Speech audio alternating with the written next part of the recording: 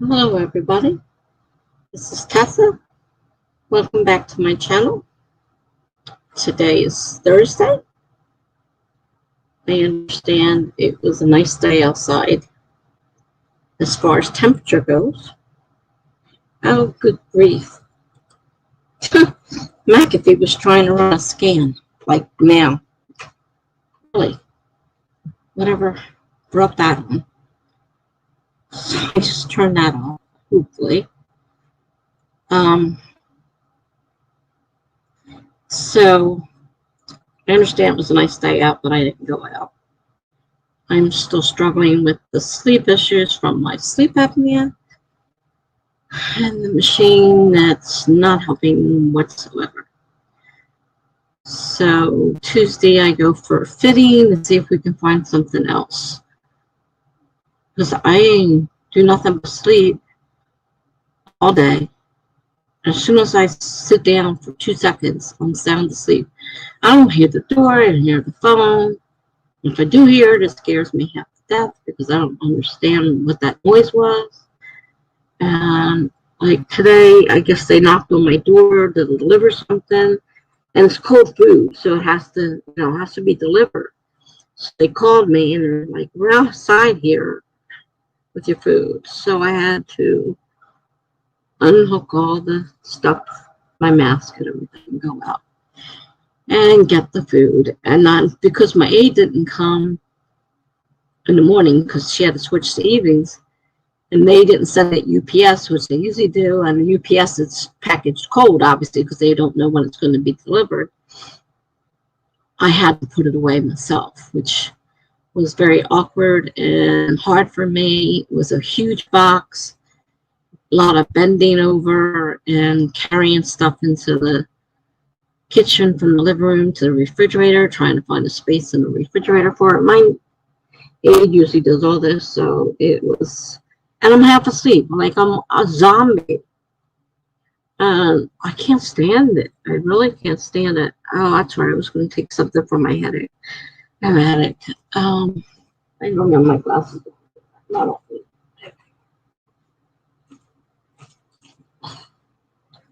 they may be contributing to the headache. So anyhow, last night I started working on the second book in what was not supposed to be a series. And I'm still not sure it's going to be a series because if I can't come up with some more information, it may not be a series. Now, in the middle of the night, I come up with this idea. Of course, it's in the middle of the night. I'm already in my mask and stuff. So getting up and coming out to the computer and trying to take notes and taking everything back off. But I was so afraid that if I didn't do it, that I would forget by the time morning rolls around. And I'm pretty sure it's not something I can actually put in the second book. I'm pretty sure it's going to need a book to lead up to, which means I have to consider there may be a third book.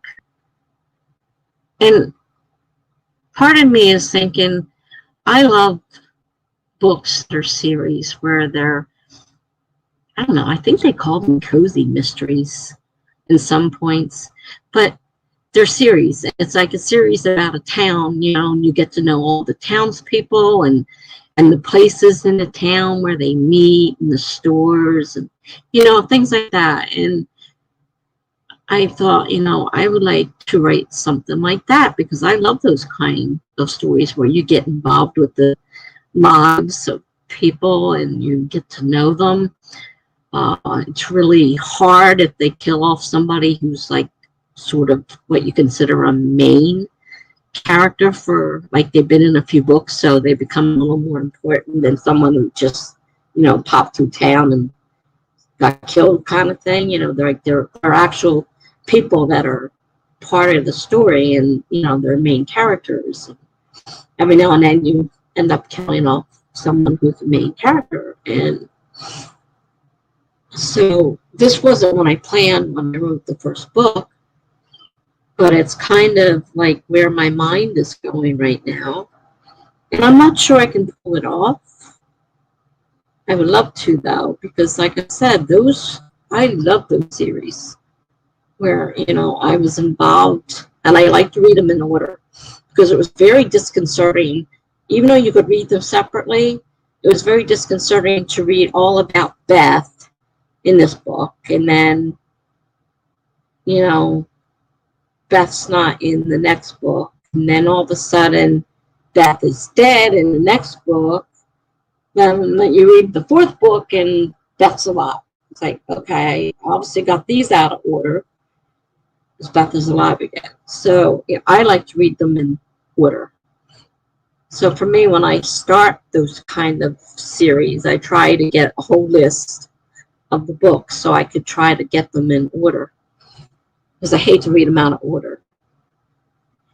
That's kind of what I'm looking to do, but I don't know if I have the actual talent. I don't know if I have the follow through, because for me, following through on things is something that's hard for me.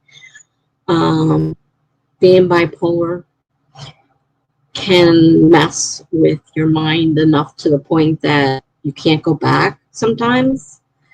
I mean, I used to like start sewing something when I was manic, and I'd be in a frenzy and I'd be working like crazy, and it'd be almost done, and then I would switch to the depressed state. I was like, I wanted nothing to do with it. And here comes mania again. Yeah. And then I look at the project and say, nah, I don't feel like finishing it. It's almost done, but I can't bring myself to do it. And I'm afraid that that part of my personality may make writing something that's more than a single book a little harder for me to accomplish. I'm not sure whether or not I can do it or not. I won't know unless I try, obviously. So I started writing last night, the night before, I can't remember which. And I think it was the night before, but I didn't write but like a paragraph. And then the next night I wrote 600 and some words on a sprint. But I'm still not sure where I want to go. I'm not sure where to go with it. I think I know who I want to kill off. No, I'm not sure how. I'm not sure how exactly who is going to do it. I mean, good idea, but I may have to change that up. And I'm not sure, you know, if I really want to kill the person I'm thinking of killing, kind of like the person, and don't really want to kill them all. So I'm not so sure. Then I got this great idea in the middle of the night, and it's going to need a lot of research because honestly I know nothing about the subject. I'm not going to give it away. But it's going to need a lot of research. I have read stories similar to it, so I know it's a topic that's been done before, and it gave me, you know, some ideas. But it's probably going to be at least 3 books, because to introduce the person, get them involved in the town life, and then, you know, for them to be the one to be murdered, it would have to be another book down the line. And I don't know how many I have in mind, because I am a short story writer. And for me to even write anything remotely like a novel is difficult enough. And I did one. I've got one that needs like 10,000, at least 10,000 more words to hit the 40,000 mini, you know, small novel. Because I looked it up and it said 40,000 is a small novel. The one I'm writing now is 52,000 words. That I've just finished is 52,000 words. So that's a medium, 50 to 70. is medium. I can't see me going much longer than that. In any case, like I said, I'm mostly a short story writer. So it's a little bit harder for me to do these novels and come up with the idea that has enough story to it. Like, I don't even know how I wrote this first one. Really don't. I mean, it was just like, you know, I went through my blog and found prompts that I had written more than 1 week on. You know, I made them into a short story, continuing short story every week using the prompt. And so a couple of them have become stories, and now it's a matter of possibly making them novels.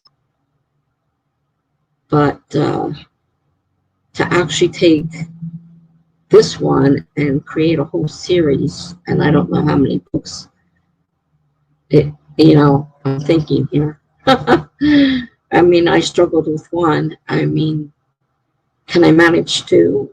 Can I manage 3? No. You know, I'm not sure how many. I mean, some of those people, the ones I love so much, and I couldn't tell you names of the authors right now. I mean, Rita Mae Brown, I remember that she was one of the writers that I definitely enjoyed her books. And, you know, they were kind of like a series sort of thing where, you know, the same sort of people in the town. And there's a few others that, you know, I really got involved with. And I just like those, you know, they're usually small towns. They're not, you know, they're not big towns. They're usually small towns. Everybody knows each other, kind of a thing, you know. Then you get this murder. It's like, what happened? How that happened? I'm busy pouring water all over the place around here.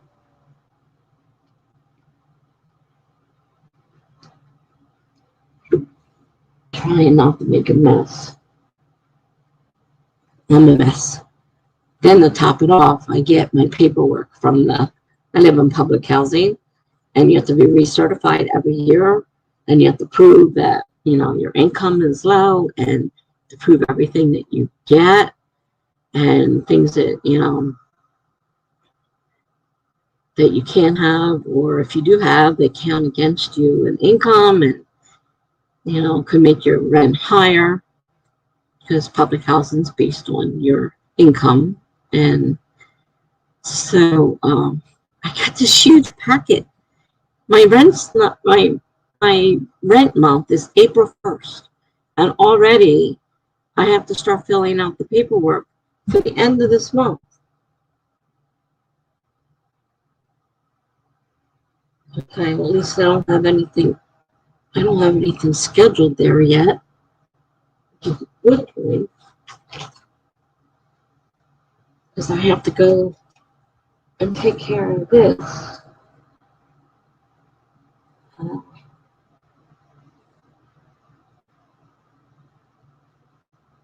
Has to be done every year. I think it's 9:30 in the morning. I'm not good at 9:30 in the morning. I'm barely awake. Oh, maybe by then, if they figure out a mask to fix my face, I might think, well, right now, I'm not awake at any time of the day. Barely awake now. So there's a huge pile of paperwork I have to fill. And I hate paperwork. I really hate paperwork. I have been collecting receipts, though, so it's a matter of printing out different things, like my bank statements and my rent checks, and luckily all that's available in my online account, and I can print it out. I have to include all that. And medical. Now, see, this year, now that I'm on Medicare and Medicaid, I don't pay anything pretty much for medical. So, like, my rent's probably going to go up because I'm not paying all that medical bills that I was paying, and they used to help bring my rent down. really low. And I don't have all that medical now. I've got a little bit, but not a whole lot. So I have to start going through and collecting the receipts, print out as much as possible. Hopefully they won't have to come back for anything I forgot. You know, all that stuff. I have to make sure I put all that down there. And I don't know how it works now, because now I have Medicaid instead of what I had before. I'm using Medicare and Medicaid together. And I get help from the state for all that medical, which is great. I could not live, I would not survive if I had to pay all that. And since I'm on like insulin, which is like something that, you know, I need to have, if I couldn't pay for it, it's expensive. I'd be in trouble. My breathing medications, one of them's $1,500 a month. I don't pay that much, but that's how much. I saw the bill and I'm like, oh my gosh. But the state helps me pay for all that stuff.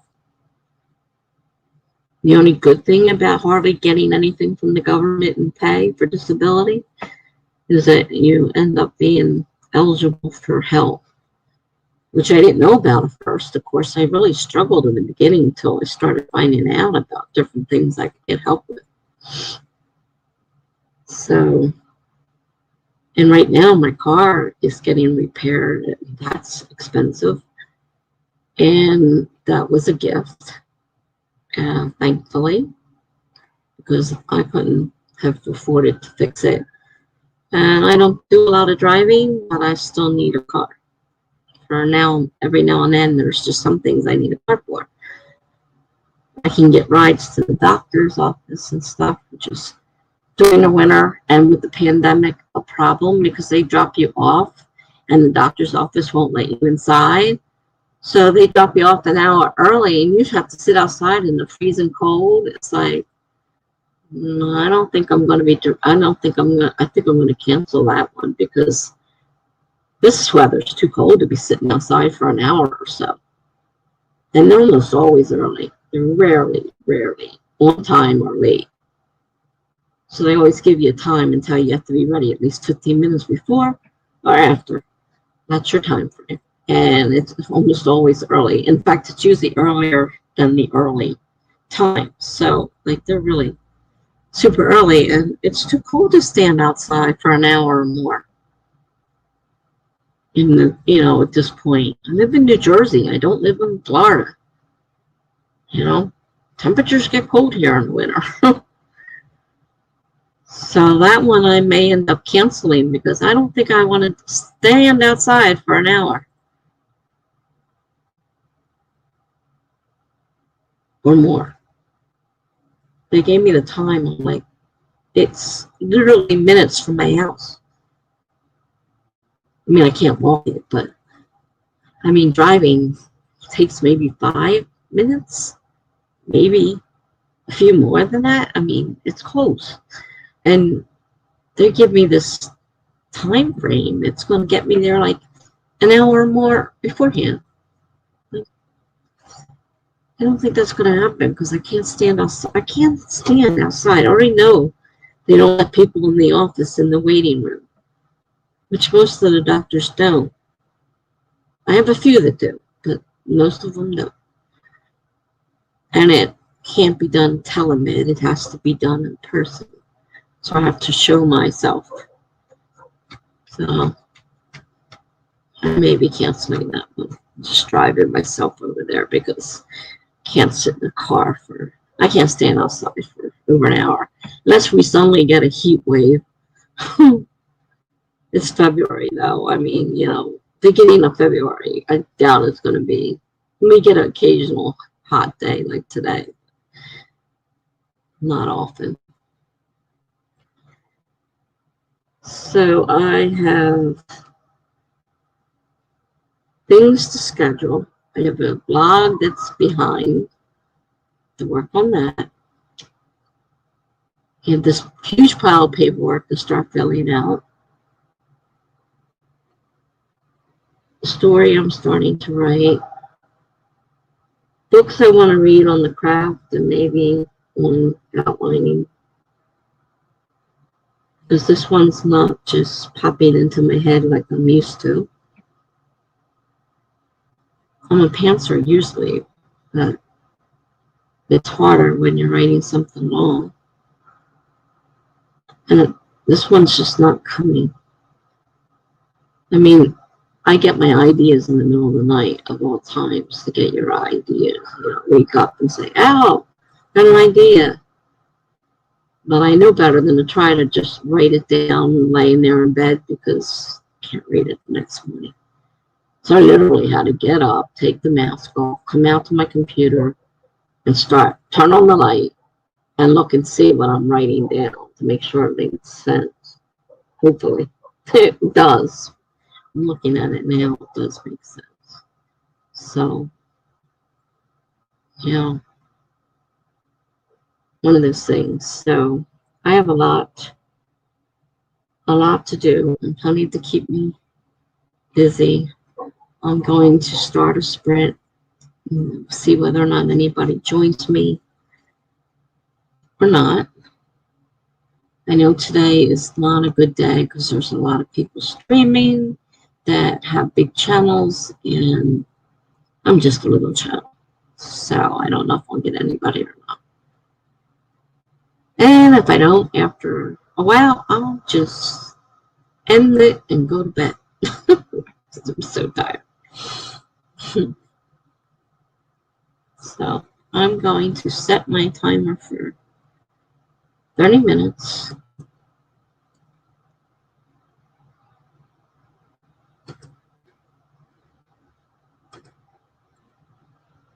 And I'm going to start in 5, 4, 3, 2, 1, go.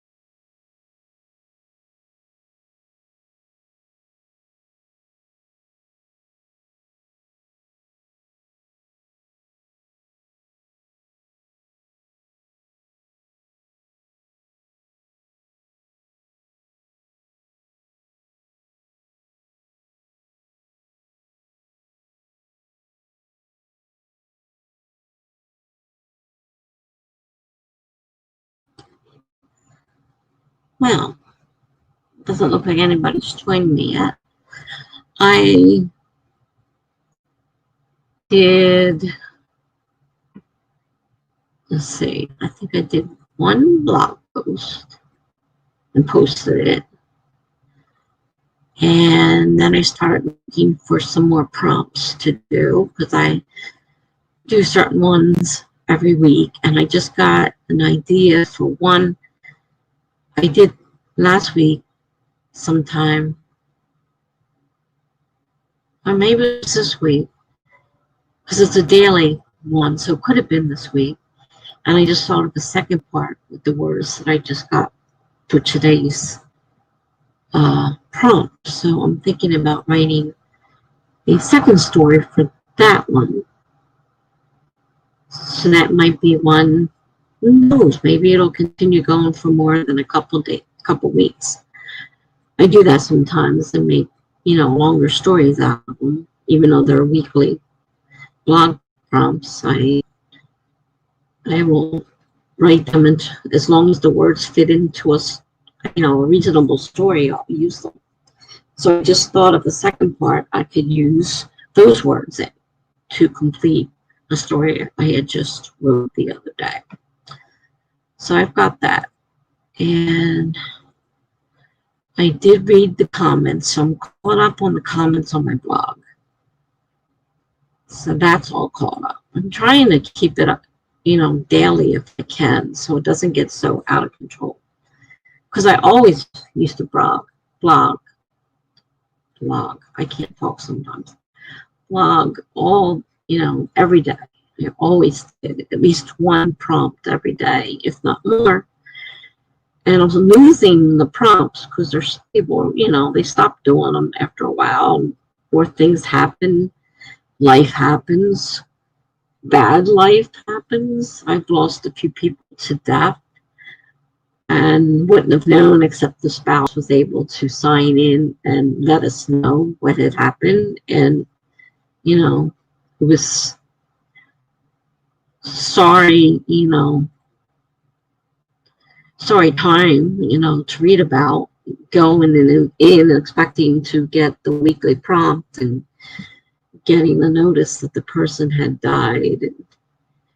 It's always sad because you kind of, when you do them all the time, you kind of become friends of a sort.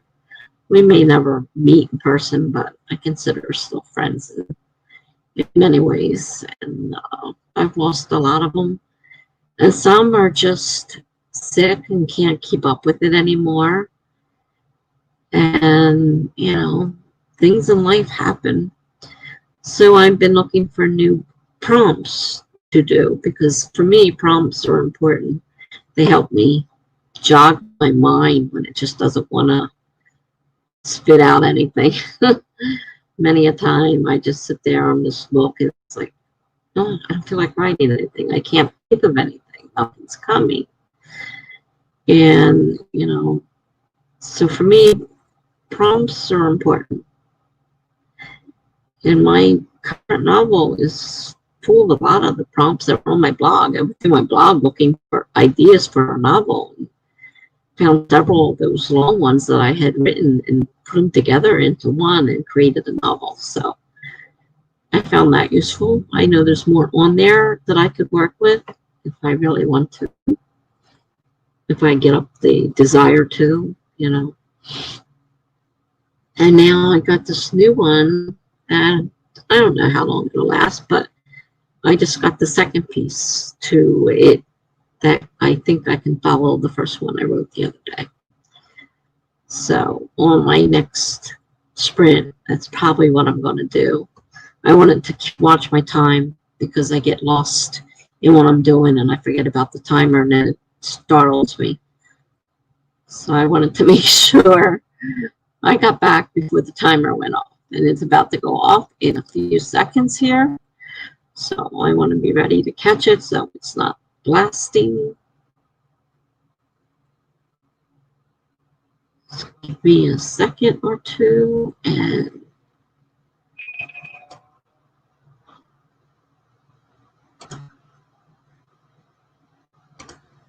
okay. Oh, I didn't even put up the banners. So that was the first sprint of the night. And, okay, there's a sprinting. I stopped doing the numbered ones because I kept forgetting to change them. So that was the first sprint of the night. That one I know for sure. I don't think it'll be the last one of the night, but if I don't get anybody to join me soon, I might just stop early because I know there's a lot of people that are much larger channels than me streaming, and most people are there. So I can't compete against them at this point. I'm just a little channel. So usually I get a couple people and I'm fine. Just, I find it cozy. And people tell me they like my channel. So it makes me happy. And they feel more appreciated because, with the big channels, with all those people, you're barely a blip in their comments, whether or not they even see you is, many cases they don't see you. So that's one thing about having a small channel. People are noticed, they're involved, we get involved, we chat, and, if somebody needs to talk about something, we talk about things, and, it's just a little cozier, that's all. So I'm not a big channel. I don't need to be a big channel. I'm happy. As long as my people coming to see me are happy, then that's all that matters. I don't need to be a big channel. That wasn't my goal starting this whole thing. I just wanted to be part of it. And I've got my little niche, and that's fine with me. I'm not looking to be the next big channel, the next big YouTube, What's the word when they, I forget the word even, when they just boil the whole screen up and viral. And I'm not looking to go viral. It's not important to me. So I am happy with my little channel. And I don't know what to do about Thursday nights. I knew Thursday nights are going to be slow because other people, larger channels, are streaming. But it's hard finding time. Unless I just switch to the weekends. So Tuesday night's not bad. Thursday night is bad. Friday night, usually not so bad. So maybe I should just switch to the weekends and skip the Thursday night ones. I'm not sure. It's Thursday. There's one channel out there, at least one large channel out there streaming, and I used to watch that channel, so I know it's a big channel, and so I created my own, and I'm like, why did you put it on the same time? I wasn't thinking when I set it up, when I kind of, set my little schedule up and everything, and then I'm like, oh, Thursdays are not good days. Sometimes I'll get somebody, sometimes I won't. So might be time for a channel schedule change. That makes sense. I was going to post it on Instagram, my new channel and my new schedule, but I'm not sure. May have to change it. I mean, I don't usually do much on the weekends, so I have to kind of check out. So I try not to set them on the same time as people I know that I consider really close friends. I don't want mine competing with them, so I try not to. Sometimes, though, it ends up they'll do a pop-up, and then we'll be at the same time, but I try not to set them at the same time as people I know. But that's me. That's my way of doing it. So, and I noticed now, this new thing now is this channel hopping, stream hopping thing, where people just, hop from stream to stream. And it's like super strange because you think they're on your channel and, they were just talking to you, and then you go to, I went to check somebody else's channel to see if they were still streaming. And there's the person I was just talking to. They're actually on that channel I was checking out. I'm like, ah. And so when I said something, they said, "Oh, well, I was channel hopping." That's the thing now. It's everybody channel hops, so you don't know if they're actually there or not there. And it's like, okay, I'm confused. StreamYard says I have 7 people here. Nobody's here. Nobody's talking. I mean, they just sign in and give you the runtime, and which is nice. But but also, you're sitting there talking to yourself because nobody's actually listening. And I do know there are replays. I have gone, and played a stream after, the fact. And so I know there's a lot of those afterwards. So I have to make sure, that I keep things running as if there's actually people here, because there might be somebody just watching it for the sake of using it for a stream.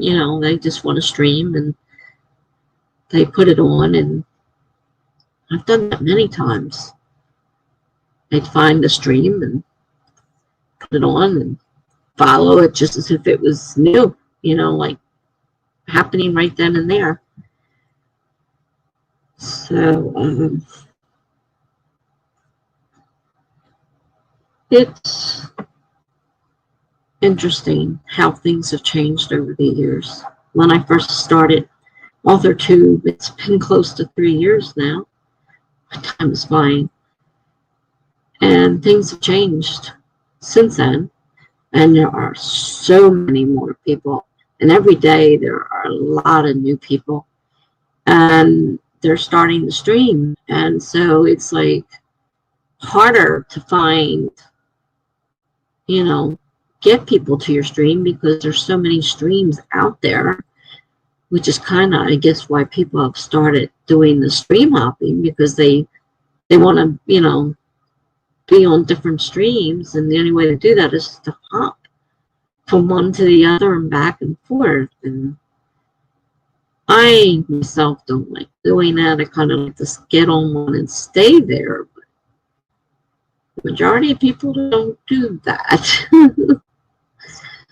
So,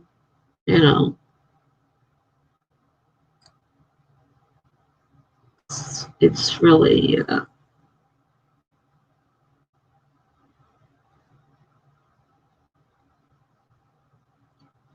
really interesting. So tonight might be an early night for me. I mean, I don't have to stay up late. I mean, my streams, I'm known for having long streams. My longest was 10.5 hours. I usually average 6 to 8 hours. And, I get people from different time zones, obviously,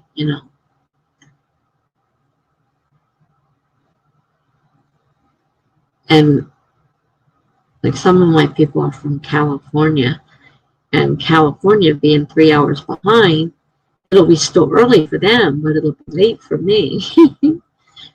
And, it's sometimes a late night because of that. They just get there. By the time they get there, it's still early for them, but it's starting to, get later for me. And right now it's 8:30, so it's still early. We've only been doing this for an hour. And I've done one stream so far. Normally, as long as there's nobody here, I just keep doing stream after stream. So I want to try to get my blogging posts done if I can and get caught up, and then that'll be one thing done for the day. Then I can start on something new because I have so many things I can be doing, and like I said, I have that research to do for my new idea for my story, and I want to take a lot of notes from that so I have an idea. Even if I don't actually write that into this book, whether or not I'm going to keep it for a possible third book in the series, if I continue to go that way. It's so hard for me. I can't say that I'm definitely going to do a series. I know so many people that can say, okay, I'm going to make 6 books, and they're going to be, and then they outline these 6 books out, you know, everything. And it's just, doesn't work for me. I'll be right back. I'm sorry.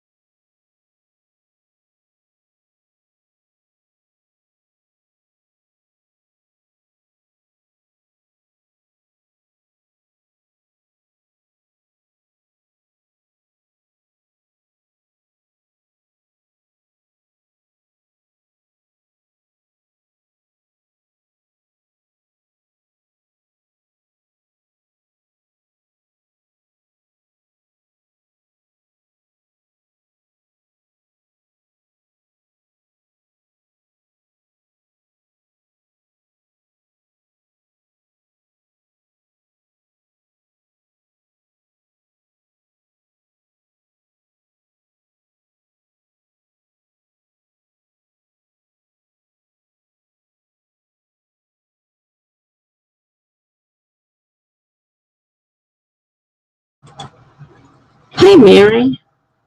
Sorry for the interruption. My neighbor's at the door. He just said that he heard that we're getting the full 2,000 from the government stimulus. I hope he's right. That would be great. I wasn't expecting it. That would help me. I mean, I got the money to pay my car. I got a gift that was big enough to pay my car. Needs a lot of work. But this will be basically replacing that if it's true. But supposedly, that's what he was just telling me. So how are you doing, Mary? Hope you're doing okay. I was talking about, I wrote a novel, and I was talking about, now I'm, talking about 2 novels. And then last night I got an idea, woke me up in the middle of the night, and I'm sitting here trying to write it down so I don't forget it. And I'm thinking, that'll probably mean I have to come up with 3 novels. I don't know. I'm not a series type of person, and so I don't know, but I guess you don't know until you try. So I'm not going to say no, it won't happen. It's going to be hard for me, because I write short stories. Hard for me to write long stuff. Are you writing or doing schoolwork tonight?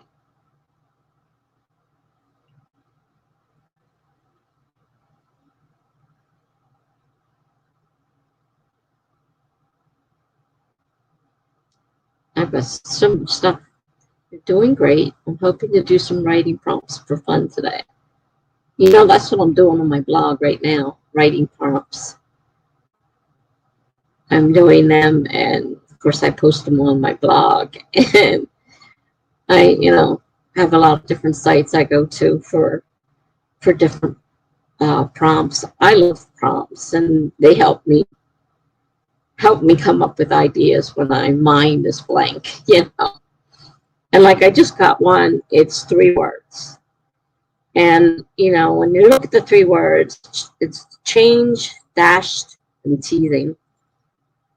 Doesn't make a lot of sense.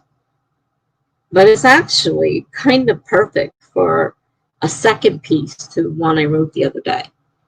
And they were strange words too. But they went together into a story. And this one is going, I think, be part 2 of that. Which means, I'll try to keep writing that one, which I love to do, is take the prompts and keep writing and writing a longer story. Just keep writing till I can't till it's impossible to use them anymore. It just doesn't make sense. But that's what I like to do. So I'm glad to see you're looking for some writing prompts for fun, because they're great, I find. I know some people don't like them, but I think they're great. And for me, they're necessary because sometimes my brain just doesn't want to come up with something. And there, so many out there that you can do. I mean, you can do picture prompts, you can do, word prompts, you can do all kinds of, you can look for anything out there. There are so many different places that offer prompts. And they're a great jumping off point for, especially flash fiction and short stories. They're great for that. So it sounds like you and I are doing the same thing right now. Basically, that's what I'm doing on my blog, is writing prompts. So I always try to do something every day on my blog. Once I start skipping time, it gets harder to get back into it. So I'm going to start another sprint. I just finished the one. Neighbor hopefully won't knock on the door again. No guarantees on that one.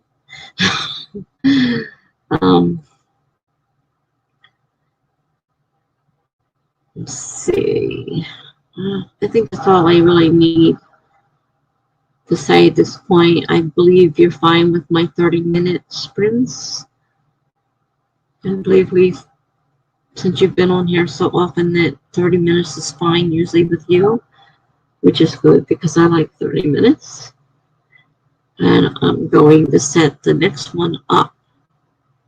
So we're going to start in a few seconds here. I'm setting it for 30 minutes. We're going to start in 5, 4, 3, 2, 1, go.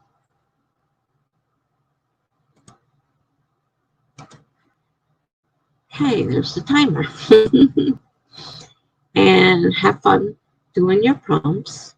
See you back in almost 30 minutes.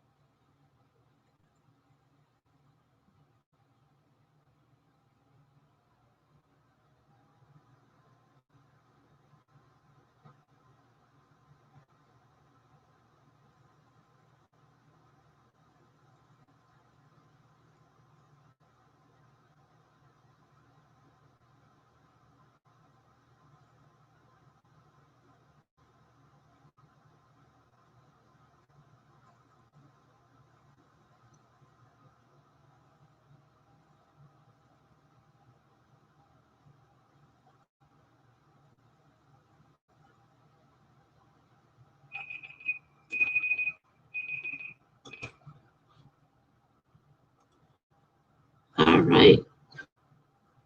We are done our second sprint.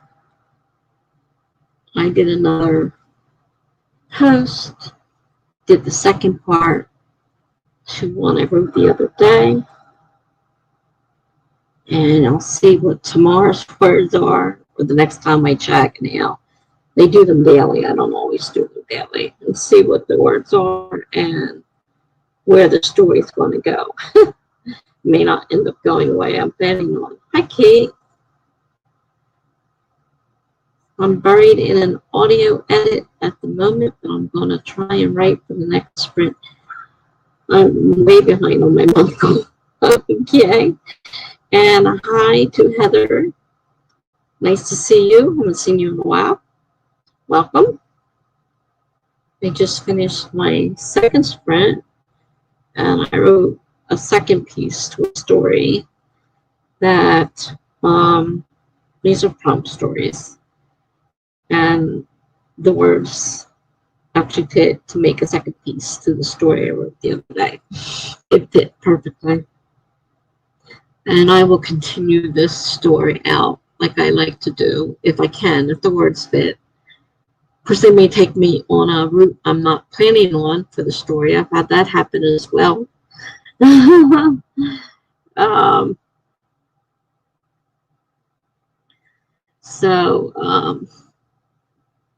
Basically, that's where I'm at right now. I'm trying to catch my blog up again. And then I have a bunch of shorts that I have videoed, and I have to make up thumbnails, and I have to get them scheduled to air on my channel. And for some reason, I don't know why, YouTube's being a pain with the thumbnails. So Mary says she wrote about 124 words for a writing prompt. That's good. I'm not sure how long your prompt is. I have one coming up that will be exactly 100 words, which is a little harder to do. To write a story with a beginning, a middle, and an end, and be exactly 100 words. You have to play around with the words. Sometimes make some words longer, sometimes make other words shorter, look for synonyms to make it. Flash fiction can be fun, but it can be difficult also. But I enjoy it. So I'm glad you got 124 words. You still have more to write for that prompt, or is that the end of the prompt? I got enough time. I got it posted. I just didn't. I'm looking for other prompts because I lost so many people that I used to follow. So I'm busy looking for other prompts that I like to do, especially weekly ones, you know, and I have a schedule. I try to keep a schedule of when, you know, they come out so that I can keep up with them. Some weeks I miss some weeks I don't. It's hard to say. So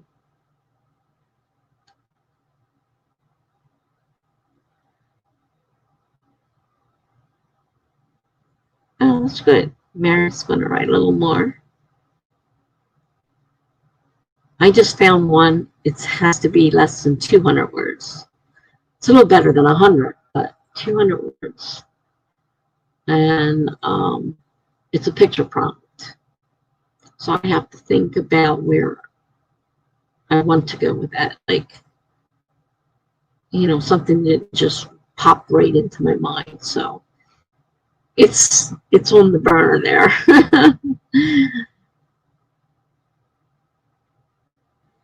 So I got two that are picture prompts. That one is exactly 100 words. One has to be less than 200 words. Don't know if it's possible to combine them. Sometimes you can combine them and make one story out of two prompts or more. Done that before. Kate says I haven't written in like at least a week, maybe more, and I was supposed to be hitting 40K this month. Ow. That could be a problem if you haven't been writing. I got the video editing a trailer for my story. Lord, I couldn't stop. Now I have too many ideas for more. That happens, boy, does that happen. It's either feast or famine. Nothing or everything. You know, it was like no happy meeting. Well, good luck on the trailer. And good luck with trying to figure out what to do with all the other ideas you have now.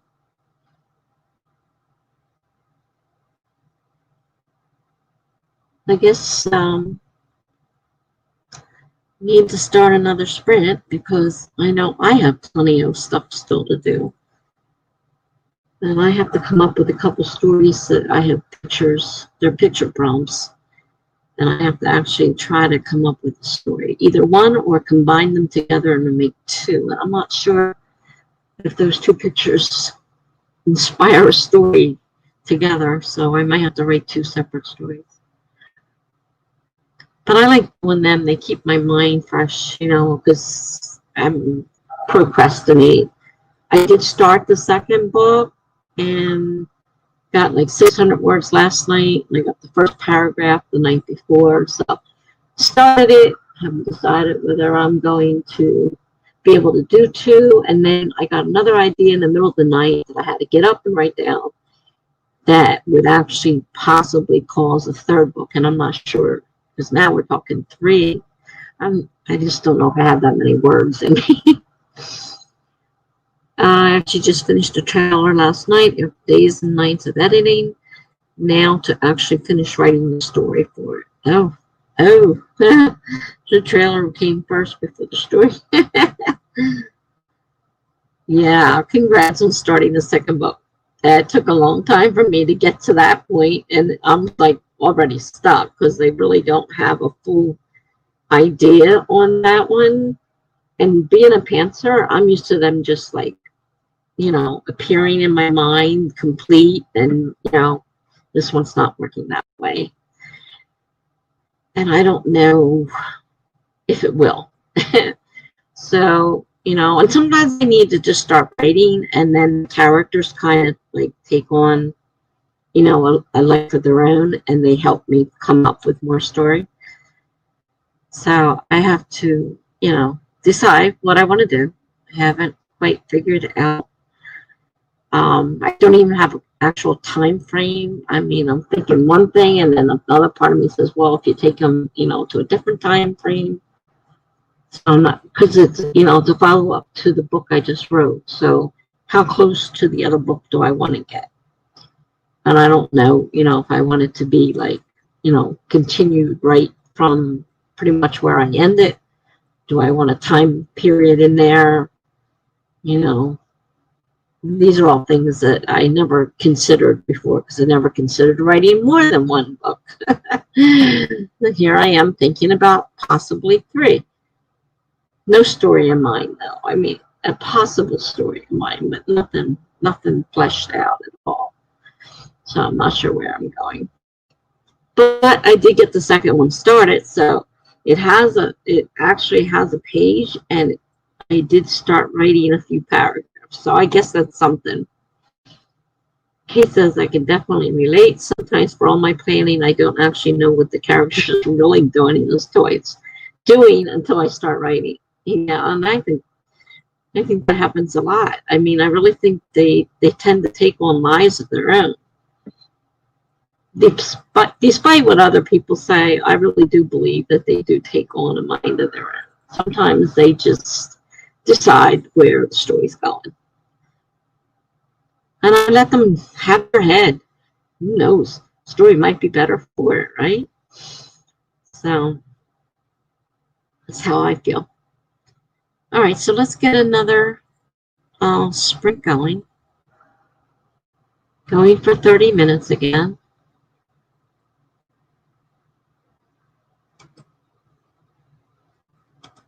So 30 minutes starting in 5, 4, 3, 2, 1, go.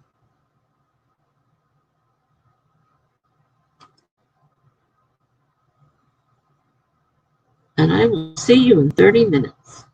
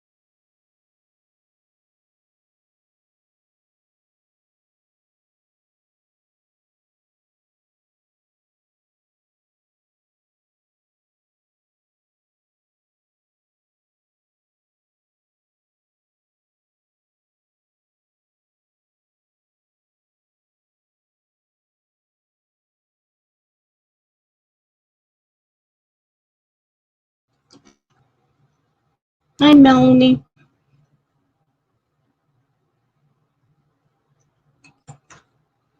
How are you doing?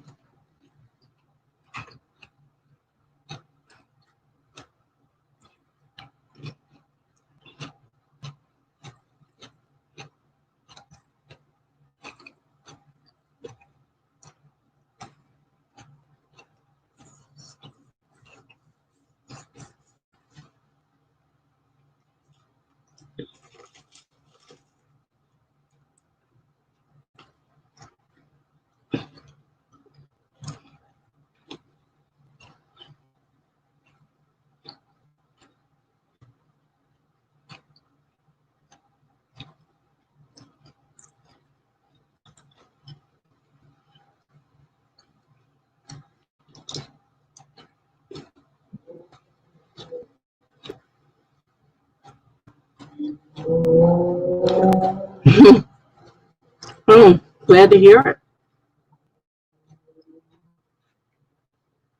I still haven't looked at any of them. Kind of nervous. I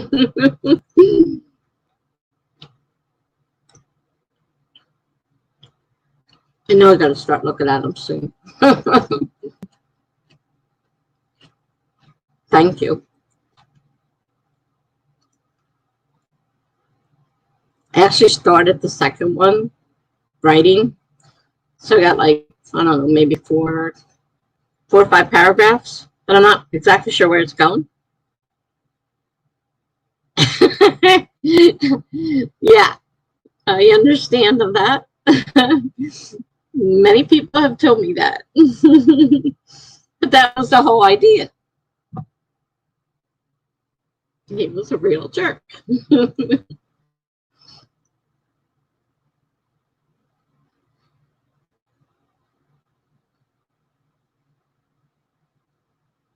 Heather says she's been going through her Discord and found links to some things I wanted to watch later. That's cool.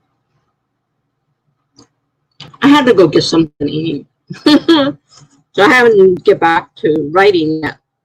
So I got two stories to come up with, and I'm not sure where they're writing prompts. So kind of stuck. I mean, I can let them go and ignore them. I don't have to write them. Not sure what I'm going to do.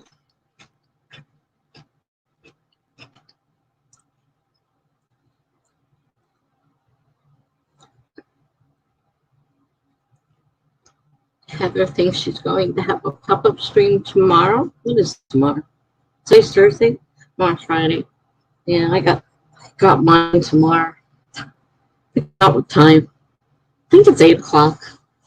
I don't remember that. I've almost missed a couple of them because my mind is so tired now. Half the time I don't know what I'm doing.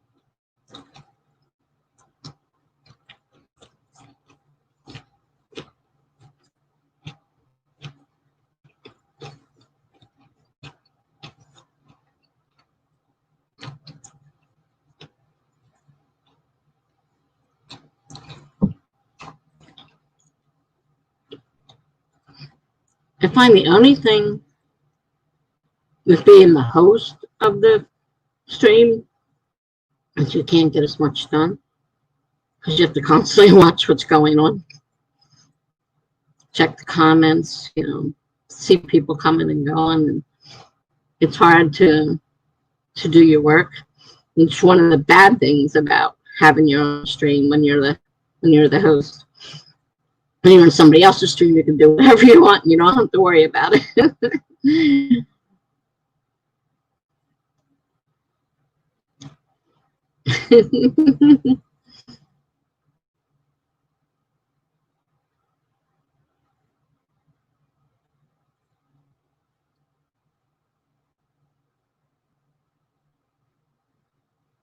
Looks like it jumped on me. I see where, can I swap Scott on behalf of Sarah? Sarah, yeah. Okay. And congratulations, I left off on chapter 10. All right, saw that. Around noon. Well, I'm not sure that my body will be out of bed by noon, but there's a slight possibility. Oh yeah, I have a doctor appointment tomorrow at 10:30. I may be awake around noon. Depends on whether I fall right back asleep again. That's what I've been doing, right in my planner, trying to remember. Yeah, I can't do early morning. I'm not an early morning person at all.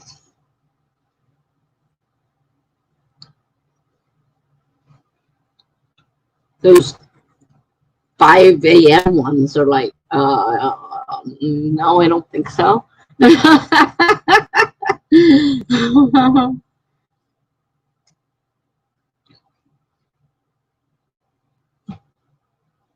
Well, and I got a huge pile of paperwork from the housing authority that I have to fill out.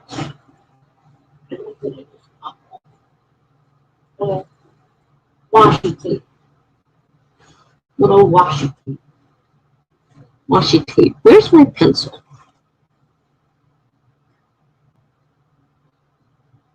Charlie's at 5. Jules is at 1.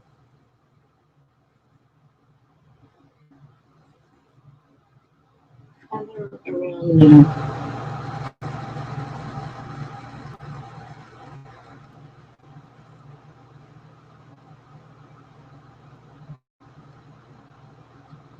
Doctor appointment. Yeah, I'm at 8. I'm like, I had to write mine down, so because I forgot them. So I got this huge, oh, you can't see it, I'm sure, huge pile of paperwork that I have to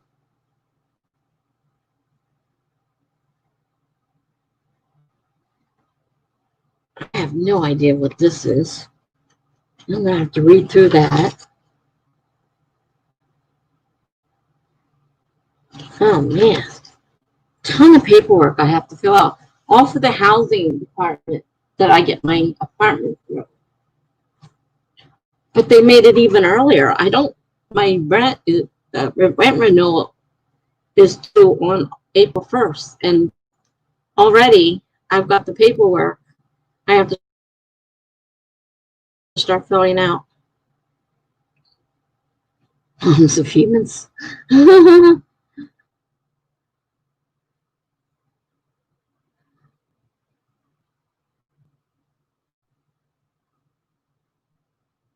Moms of humans. Oh gosh. Gather that means you do not have any children. When you say moms of humans, you mean children?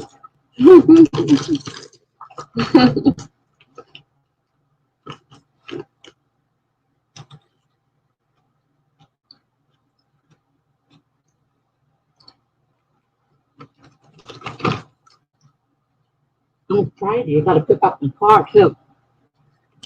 Because if I don't have enough to do, I have to pick up my car from the repair shop.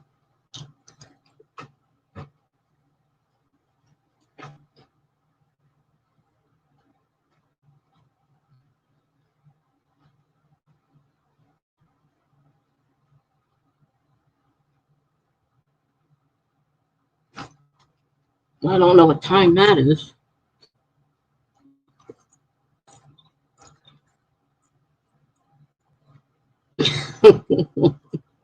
Hi, Laura. Nice to see you. We're supposed to be sprinting, but we seem to be chatting instead.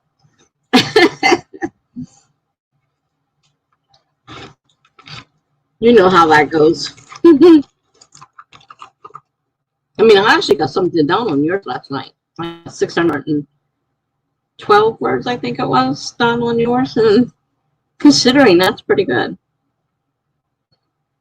So far right now, I'm just writing prompts. So I'm not doing anything super fancy. Laura says, bet.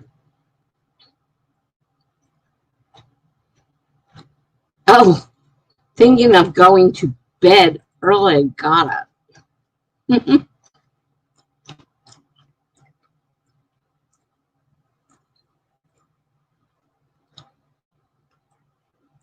Like I was said, it's sometimes hard being the host because you have to kind of keep your eye on in the chat, because people come in and then they sometimes go right back out again, and you don't even know it's too late to even say anything.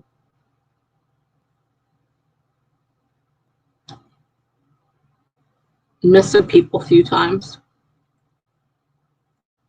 I just went to look at your bar. I just went to look at your video and realized I already looked at it because I already liked it and put a comment on it. So I already looked at it. So I don't know what I was thinking. Melanie said, I ordered a webcam earlier this week and it arrived today. I'll probably host a pop-up stream or two over the weekend. I could never get the webcam working on. I tried doing that, and that turned it into a disaster. That didn't work for me. So when I got this one, it's an all-in-one computer. It came complete with a camera and mic already hooked up. Perfect. It's like having a laptop without having a laptop. I have a desktop. I don't have to hook anything up. It was all ready to go. It works great.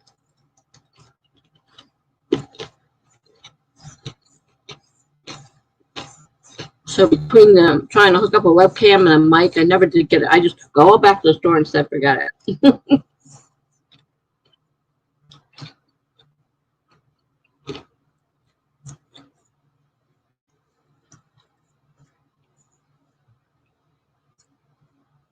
I'll have to keep an eye on.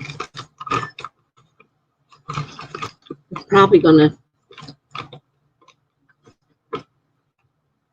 end up doing, depending on how many people are streaming, I might do a pop-up. So I don't know for sure.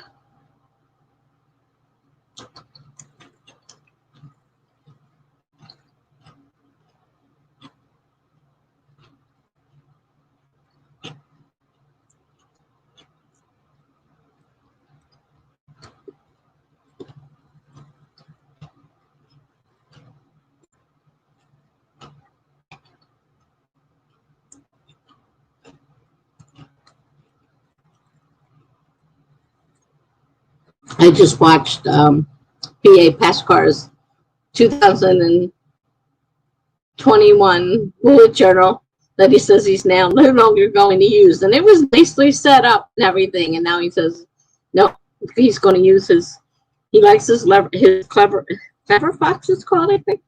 He likes that better, so he's not going to do a bullet journal. But he did a really nice setup and did the video on it and everything. It was really nicely done. I haven't started mine, but I could see his dots. But you can't see the dots on the one I bought. That's why I bought those dotted pages for my planner, and they fit perfectly, and the dots are visible. His were so nice, I could see his dots as he was showing me the pages. And I'm like, this book I got, you can't even see the dots. Yeah, Clever Fox.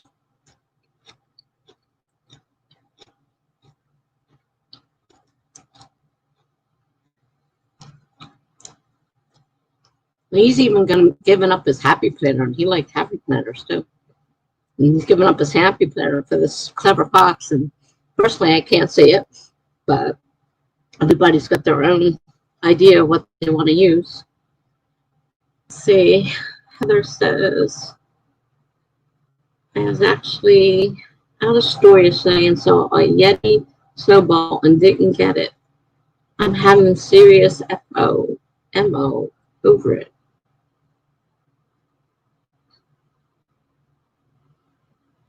I don't think I get it either. Laura says, my bullet journal is getting full. Excited to set up a new one probably next month.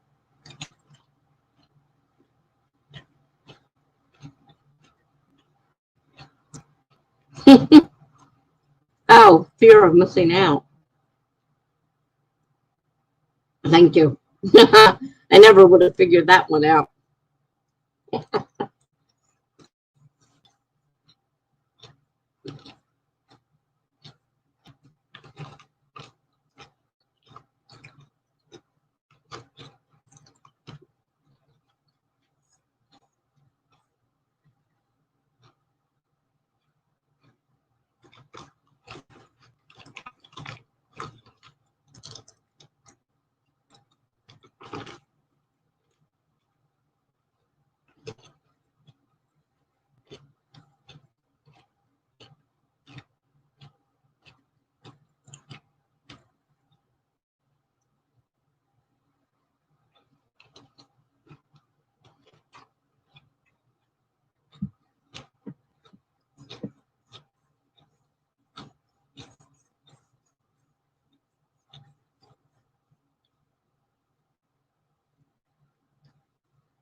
Oh, wow.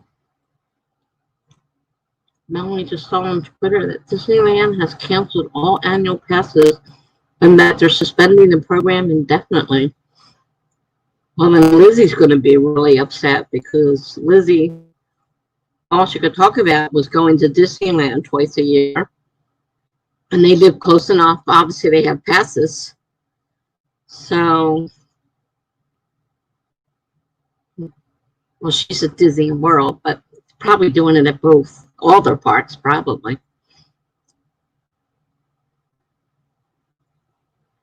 Because I know she was, was always talking about being able to go twice a year to the park.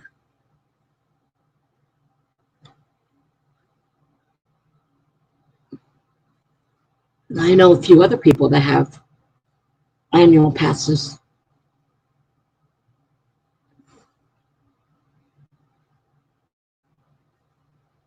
Worlds are changing. Not necessarily for the good. Now, according to my neighbor, we're getting that $2,000 stimulus check. I don't know. I said, I'll wait and see till it actually appears in my bank account before I go spending it. He's already got all these plans. I'm like, I'll wait till it appears in my bank account. He's all excited because we're supposed to get this $2,000 stimulus check. If Disney World ever does that, my father-in-law would be crushed. He's a huge Disney fanatic. And you were hoping to work for Disney Animation. I remember that, and get that complimentary annual pass that came with. Cool.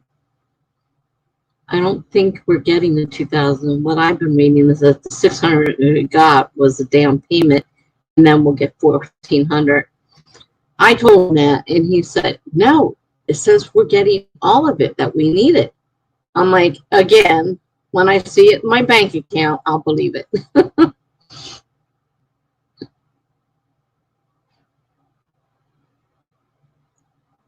Yeah, Laura was looking for that job at Disney. I mean, that would have been quite a triumph.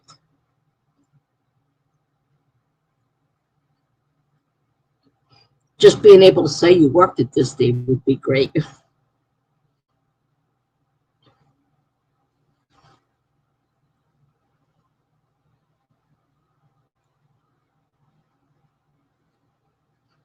I mean, those kind of places, well, they've got to cut down on the amount of people, obviously. They can't have the crush of people that they have in there. I mean, too many people get sick. So they have to they probably have to go with the occupancy rate thing too, a percentage. And that's all that's allowed in there. And I'm sure that's cutting into their profits, just like everywhere.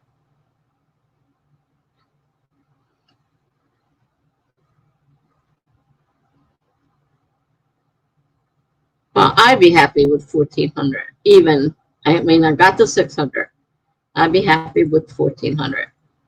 He's positive we're getting 2,000. He goes, I just heard it on the news. He came pounding on my door. I said, I'm doing a live stream. You know, and I'm trying to get him out the door, and he's going on and on and on. I'm like, when it appears in my account, I'll believe it. Okay? I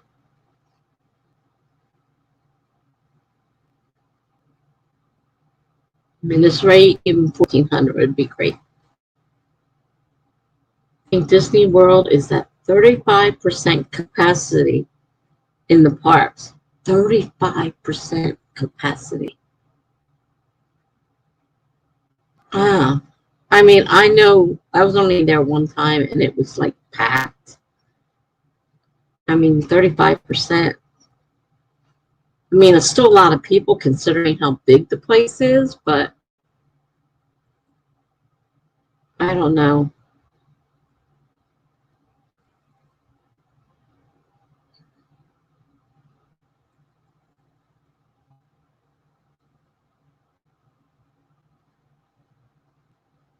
Melanie is talking about a horse-drawn carriage. Took them from the wedding venue to the reception. What was it, at Disney?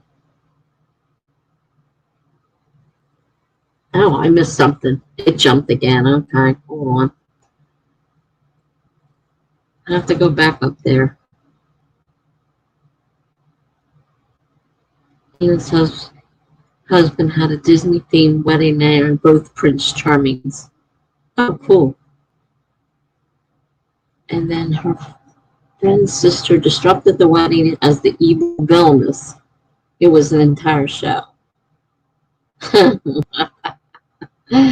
Wow.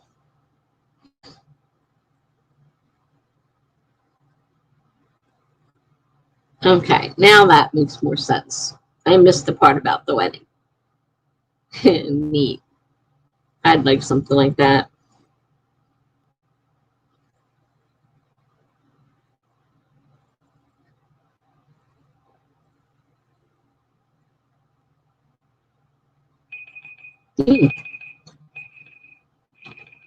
Wasn't paying attention.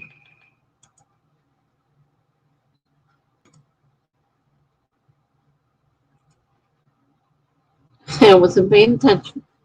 We were doing a sprint and I got involved in the conversation. Everybody came at one time, so I kind of got involved in the conversation.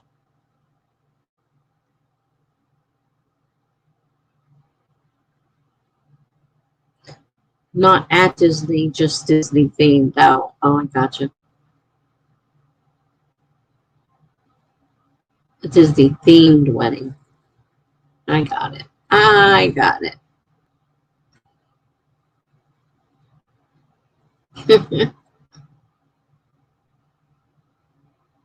Pretty neat. Yeah, I think we should, because I know I didn't get anything done that time. I don't think anybody else did either.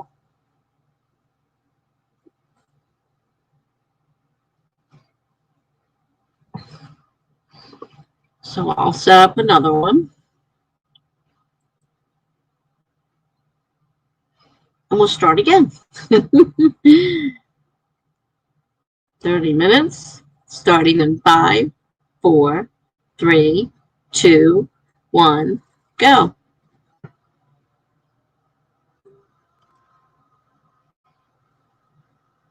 Okay. I agree, Laura. I still need to find my Prince Charming, too. I had a dud for the first one. So I'm still waiting for that one to come along. Prince Charming is supposed to be, you know, the second one is supposed to be the better one. Still waiting.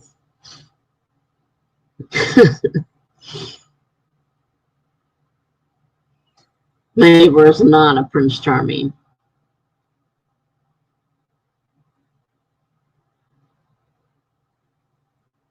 In case he says, new words, just endless audio clip.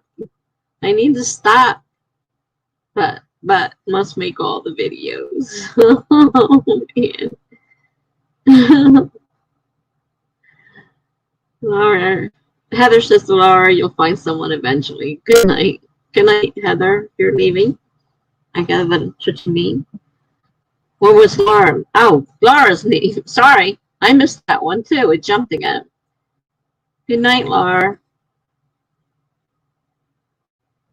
Missed that one. So thanks for stopping by.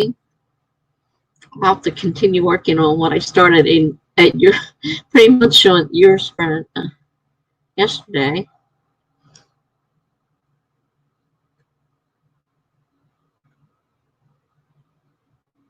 Okay, so I need to come up with 2 prompts. I got 2 pictures. It's either 2 stories or 1 picture. I mean, 1 story using both pictures. But I'm not sure how to put them together.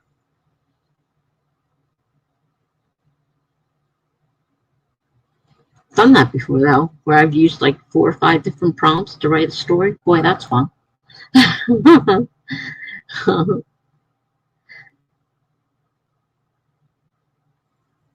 Heather says to Laura, I met my husband just before I turned 30. Well, I got married too young to the wrong person. Stayed married for 23 years. 23 long years. And now I've been divorced for 21 years. And at this point, there's no one in my life.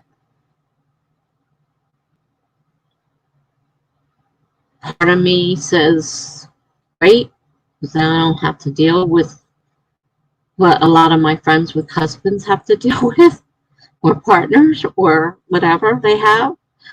And other times I'm alone.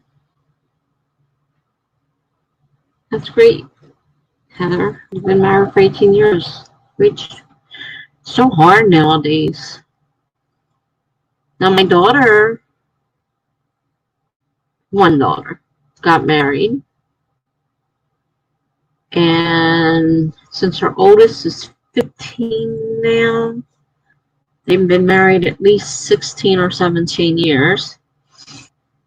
And they're happily married. And my other one has 3 children, 3 different guys, and she'll never get married. If she does, I'll probably drop over dead. Melanie says, I'm actually going to hop off earlier tonight. Gotta charge the laptop and get the focusing on my manuscript. Have a great night, everyone. All right, Melanie, thanks for stopping by. See you soon.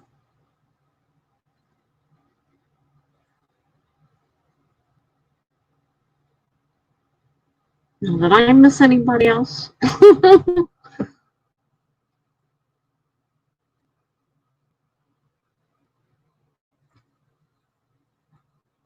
not sure if I did or I did.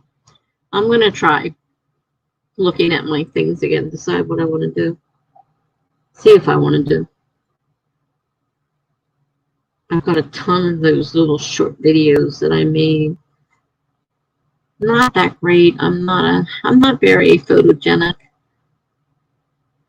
The first one has over 200 some views already. I'm like, wow. Second one didn't have that many.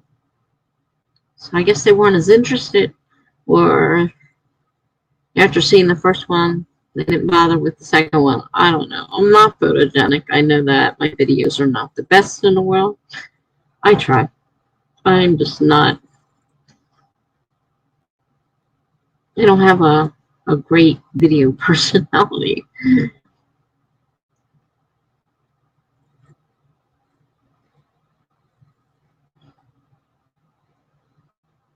All right, so let's see here.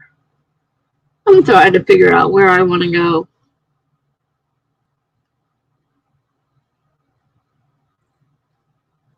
I got a story I started to write. I've got a ton of, and people are starting to send back the stuff from my beta reading, and I know I have to look at it sooner or later. Part of me is like afraid to.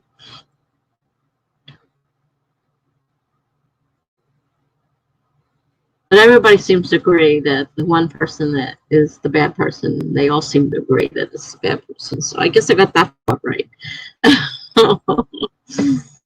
mm.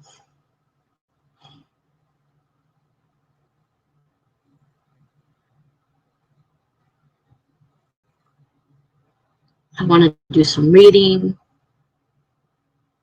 I want to work on my craft book like Charlie Dorset suggested. So I want to start reading and putting down, the information that I learn. So I have one place to go look for it, not digging through notes and books and everything. It'll be in one spot, just one spot. And that to work on. I have this huge pile of paperwork that the housing authority says I have to fill out. Don't give me very much time to do it.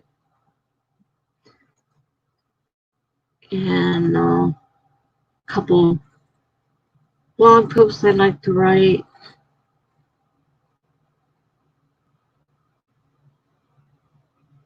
I got at least two, and a couple that I haven't checked out yet. Or maybe three. Come to think of it, maybe three. Trying to make a schedule so that each day I know what I need to do for the blog, because I try to keep it updated every day. I mean, that's the one way, which I tried to explain to Lizzie, that she not only has to keep her blog updated, she needs to go visit other people's blogs and comment and follow them and interact with them if she wants interaction on hers. I'm not sure I got that point through to her, though. She just bemoans the fact that nobody is coming. They don't just come. You have to do your part. You have to work. It doesn't just happen. It takes a lot of work. She's young, though, but she doesn't quite get that.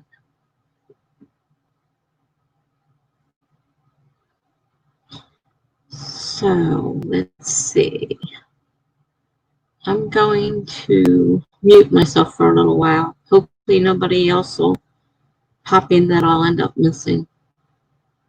I'm going to go off the screen to my other pages and see what I got on my blog to do.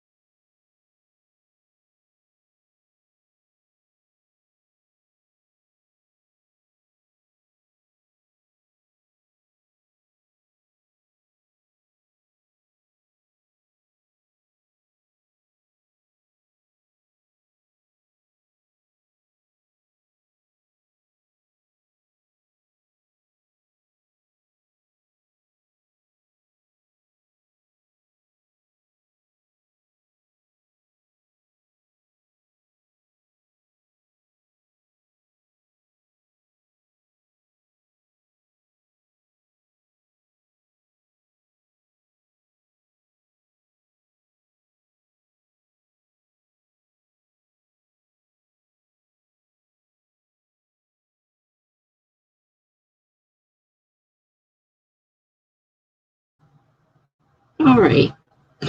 Almost missed that timer. My computer had hung up and I thought it was going to start ringing and I wasn't going to be able to get to it. I did get it. So I spent time writing my second book.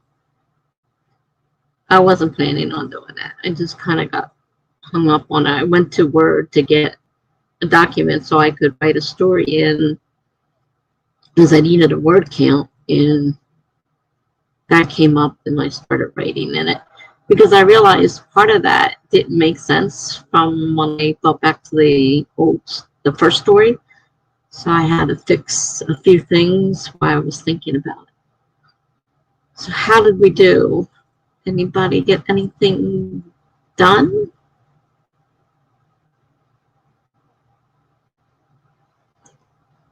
I know we don't have too many people left.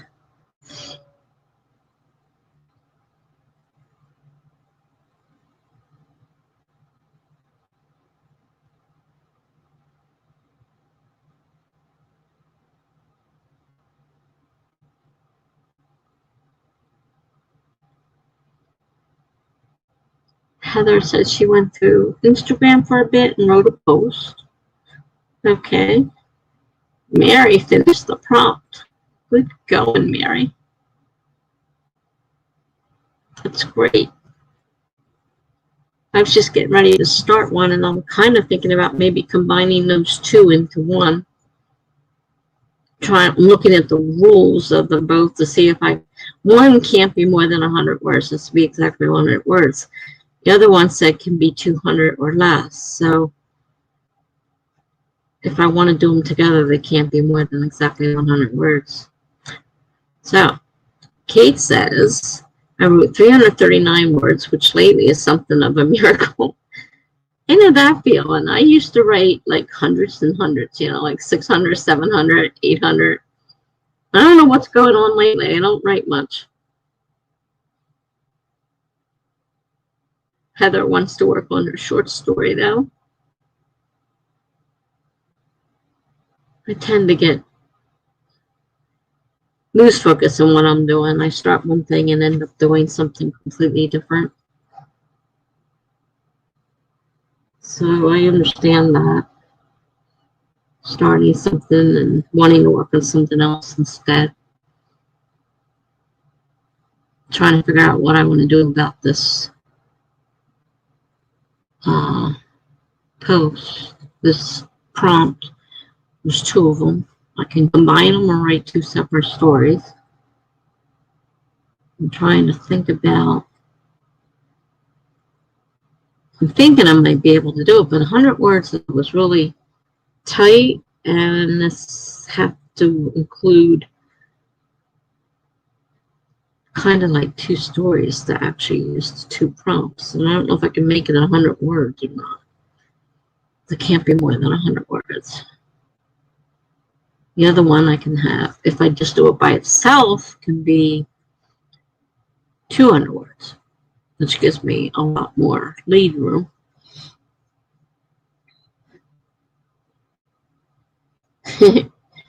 He says maybe it's 2021 messing with the worldly mojo. It's been a banger of a start to the new year. Yeah, well, the old one went out with a bang, and the new one's not starting out much brighter. On my end, anyhow. It sounds like a lot of people are having similar issues in one way, in one form or another, Things just aren't going right. And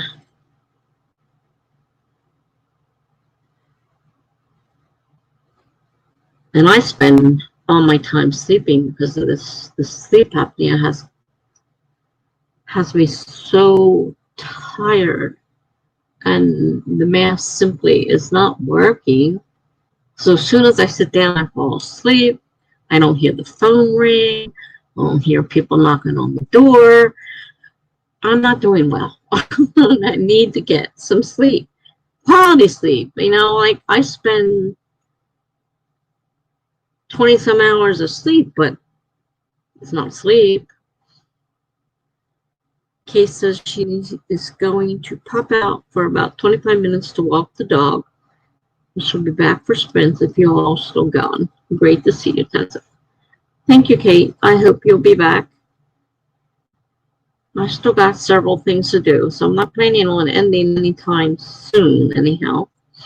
So hopefully you'll be back.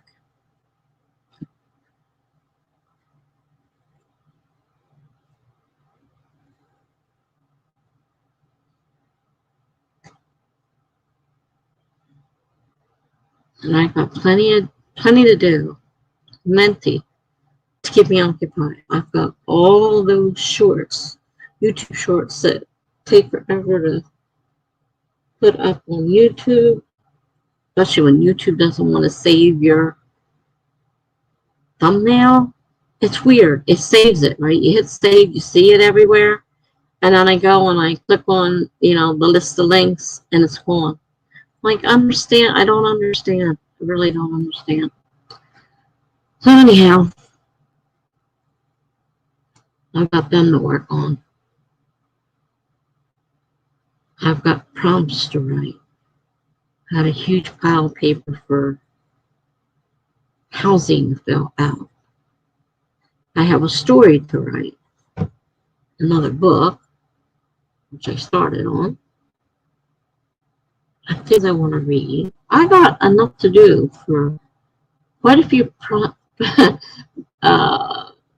live streams coming up.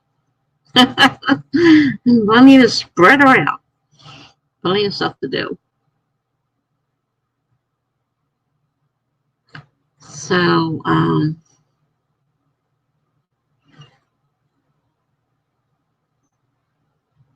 don't know if you guys are up for another prompt so quickly. I know we just finished one, but there's only a couple of us, so there's not a lot of conversation going on. Mary, you going to write another prompt, or you got something else you're going to work on? Are you doing them just for fun, or do you do something with them? I mean, for me, I use them to put on my blog, so I have a reason for writing prompts. Some people write them just for the fun of it.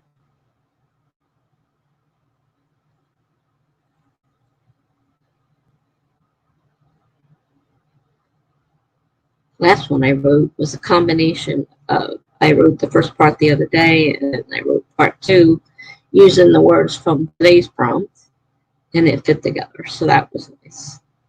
Oh, and that was the thing, this new prompt that's 200 words says absolutely no cereals, which is what I like to do. I like to write cereal prompts, and it says absolutely no cereal prompts. So I can't, if I do it, I can't, do it for them. I have to do a single. Mary says, I'm going to write another one. I just do them for fun. Just take a break from my works in progress when I don't know where to go with them. I understand that. And hey, you might even get some inspiration from them. It's always possible.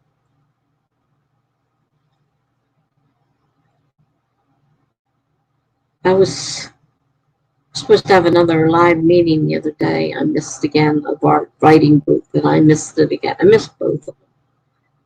It's like, completely forgot. I didn't put it in my planner, and time got away from me, and I forgot I was going to try and go to that one. So I don't know if it happened or it didn't happen. They were having problems. They were trying to use Zoom. Zoom wasn't working. Sometimes we couldn't get in. I mean, it was a mess. So he was supposed to be trying something else. I think it was called Google Meet. I don't know if that happened or it didn't happen because I didn't make it. So I'm not really sure what happened there. I don't know if there's something in my email about it or not. I missed it completely.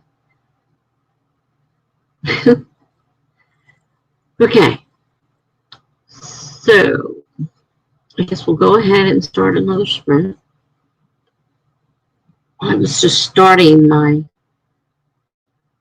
work on my prompt when timer ran out on me. So we'll go ahead and set up another sprint. 30 minutes, starting in 5, 4, 3, 2, 1, go.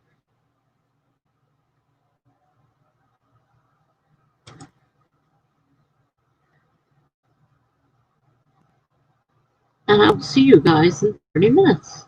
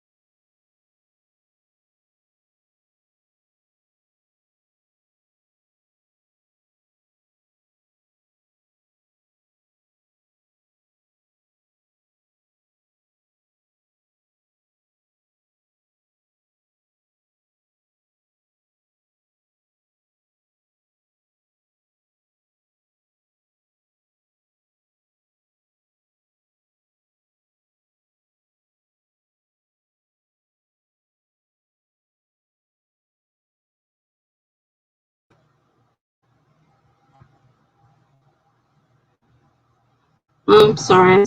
I guess I missed Mary. It's like she left right after the beginning of the sprint. All right. Missed that. That's what happens when you're hosting. You miss out on that a lot. Is anybody still here? I finished another blog post. I combined those two prompts together and wrote one. Now I'm trying to put the prompt on the blog. It takes a little while to put it together.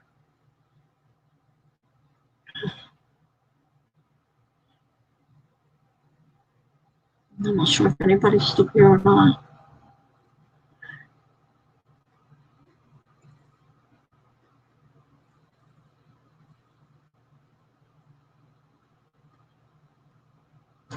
I've got a headache. I should have taken some aspirin while I was in there. I didn't think about it.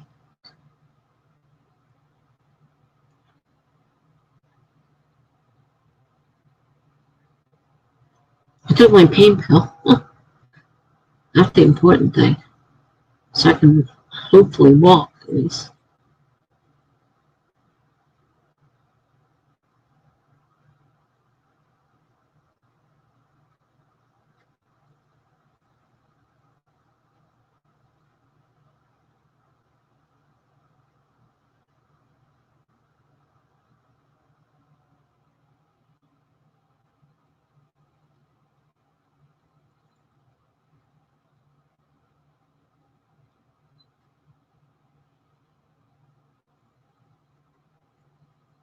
Oh, Heather, you're still here? Okay.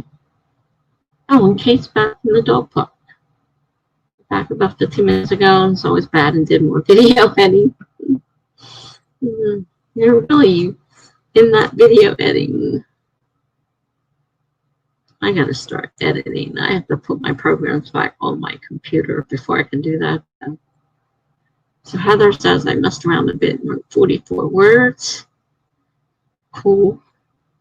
I wrote 100 because they had to be exactly 100 words. And the other one said I could write up to 200 words. Well, obviously, I had to go by the limit of the first one since that was no more than 100 words. So I combined the two pictures and made the story out of the two pictures. Sometimes that works. Now I'm trying to compose the post on the blog so that you can see that it's two different, posts and not made from one. Put the information on there so people can go and they want to, do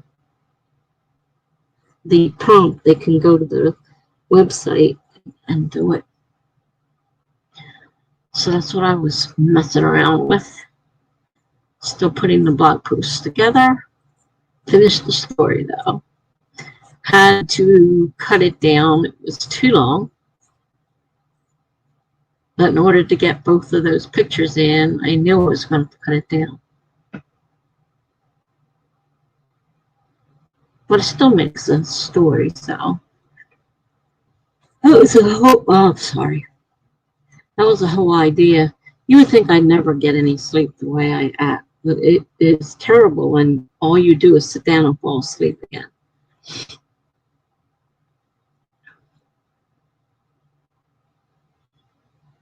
I did do some more writing on my story too, part two. Like I said, I was having a few things I started writing and I thought, wait a minute. It's not what you wrote in the first book. You got to get that straightened out because obviously it needs to match book number one. Not much help if it doesn't match book number one. You don't want someone saying, hey, now in this one you said. So I had to go back in and mess around with that one to try to get hopefully make more sense. I think my internet's going in and out because every now and then the screen blinks. And like it doesn't shut down, it just blinks. It was you know, black and then comes back again.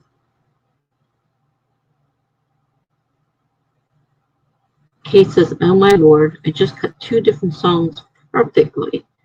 I like this because it's so much easier to get that perfectionist rush on my current works in progress. Well, that's cool.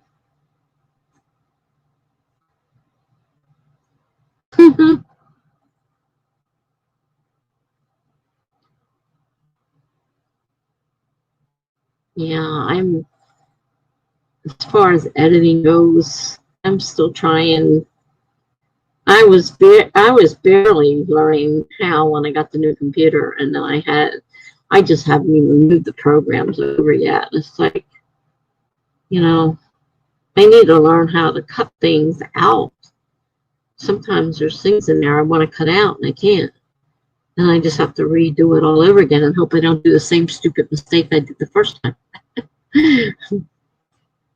Sometimes I do the same stupid mistake I did the first time. That does happen. It's funny, I don't notice it when I'm recording it, and then I go to look at the recording, and I'm like, how did I manage that one? Sometimes they make no sense. But it's good. I'm glad you were able to do that. I gotta stop that. Stop. Ah, thank you. Yeah. I have a headache. I hope putting my glasses on would make things better, but I think part of the problem is I'm sleeping too much, but I can't help it because I'm not really getting good sleep because of the sleep apnea. And so I'm oversleeping, but I'm not getting quality sleep because as soon as I sit down, I fall asleep, which is terrible.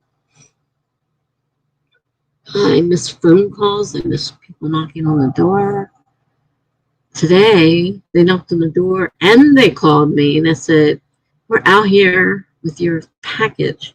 And since it was cold food, I had to go get it. Kate says, I'm using the paid version of Filmora because I like the program, but Shotcut is one free version of editing software for videos and things. I also have the paid version of Filmora, although I do not know how to copy it and use it on a new computer.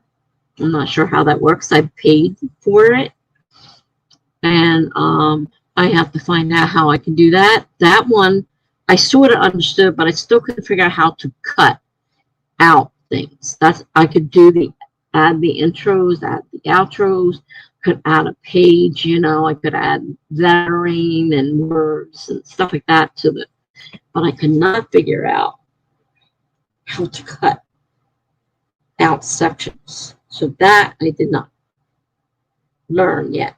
And then I have a very expensive one I bought, and that one is really hard to use, but having used Filmora and learned a little bit on Filmora, I was able to fuss around with the other version. Boy, that thing just flashed again. Fuss around with the other program and do some minor stuff, but I can't manipulate it very well. And I still don't know how to cut either of the programs stuff out I want to cut. I see people taking all this video and cutting out all the stuff they want to cut out, and it's just like, I can't do that. I just have to take whatever comes with the video, and it stays with the video. But I do like Filmora for the ease. I didn't think I'd ever learn. And when someone told me about Filmora, I'm like, yeah, right. Can't do anything else. How's this going to be any different? But I was surprised. And so I went ahead and got the paid version. And now I think they've got a 10. I've got 9. I think they have 10. And I don't know if they let you go up to the next version without paying for it or not. That I'm not sure. It wasn't an expensive program. Nothing like the first one. That one that I paid for, that was extremely expensive program. I can't do anything with it. Kate says, did you have the orange cursor looking thing? I used the orange scissor button on that line as I traveled over the clips to slice and dice. I believe there was something there, but I just could not figure out what I was doing. And I didn't have time to actually look up the, directions that came with it as to how to use it. I was trying to, mess with it. And yeah, it is very easy to use.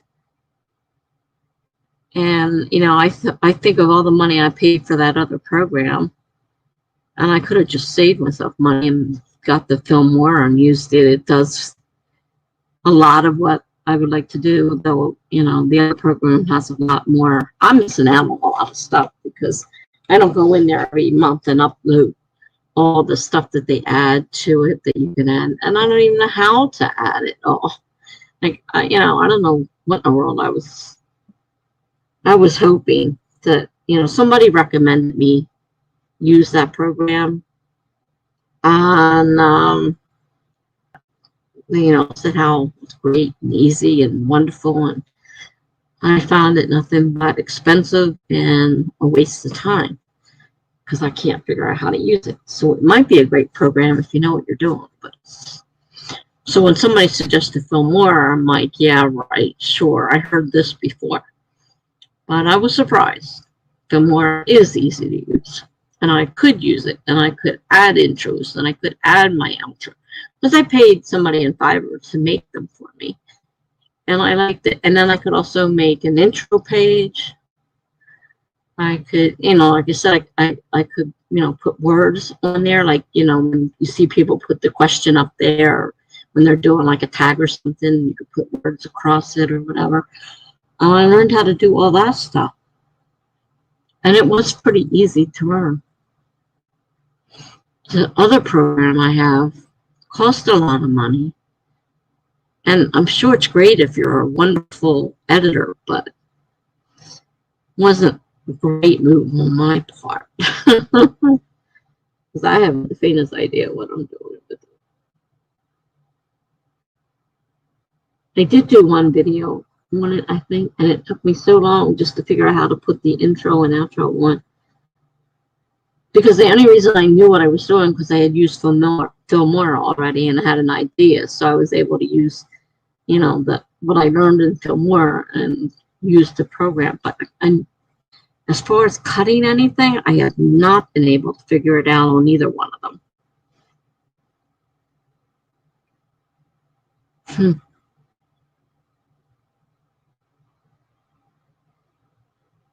Let's see. I got to get them put on. Because they're on, they're on my old computer. They're not on my new one. And I have to find out how I go about doing it because, I paid for these programs and want to put them on another computer. I already paid for them. I'm hoping I can just transfer it over, but I don't know. Since I haven't tried it yet.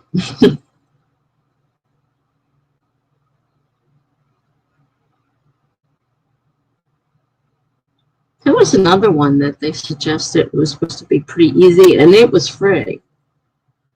Memoir was free to a point, as long as you didn't mind having all this junk on it. I'm like, great. The only way I'm going to be able to use that is to pay for the version because it had a bunch of stuff on there that, yeah, you can use it free if you don't mind having all that junk on there. That's how they get you.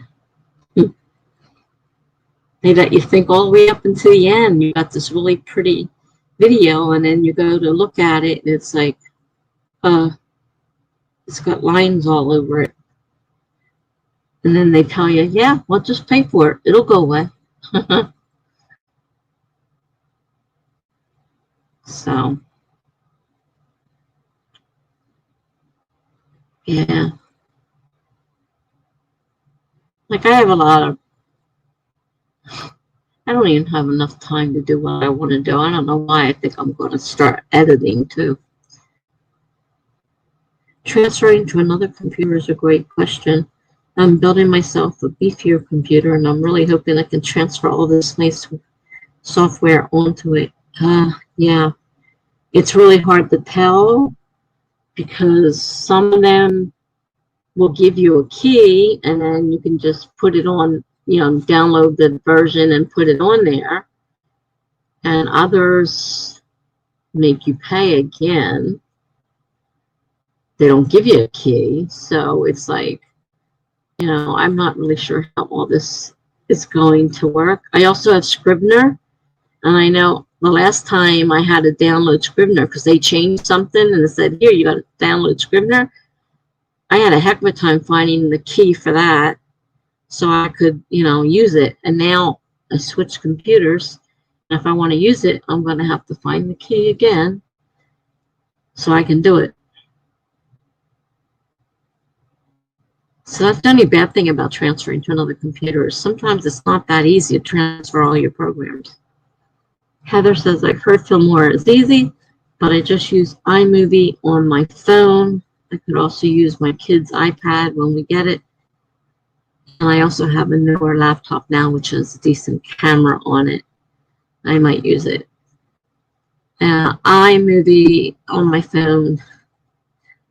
I'm not very good with a phone. I even bought a program for the phone. I forget what it's called. And I tried playing with it, and I tried doing, looking through YouTube, and like nothing matched what I was seeing on my screen. It's like, all right, this is what, you should be looking at, and you do this and this. And I'm like, I'm not looking at the same thing you're looking at. I'm like, oh, we got a different version here or what?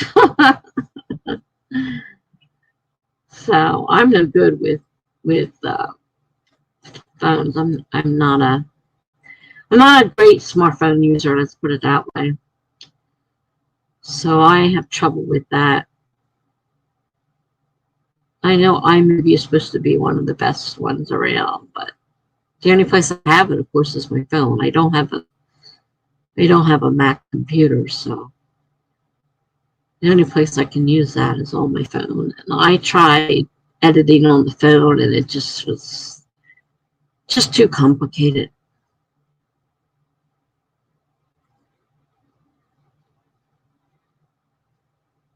I like this. I like the camera and mic that came with this all-in-one desktop, and it's all. And when they say all-in-one, it's all in the monitor. I don't have that big box anymore, except for the one sitting by my knee right now, cutting into it. Until I get rid of that and get it out of my way, it's all in the monitor. So that's the whole size of my computer is monitor size. And it has a camera and mic built into it. I really like it. I didn't have to set it up, didn't have to do anything to it. So it works really well. So,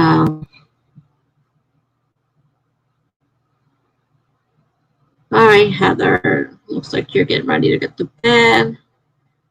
Got stuff going on tomorrow. Good night to you. Thank you for stopping by. If you're filming tomorrow, if you're streaming tomorrow, I don't know. I can't guarantee anything with my crazy schedule and my falling asleep every time I turn around.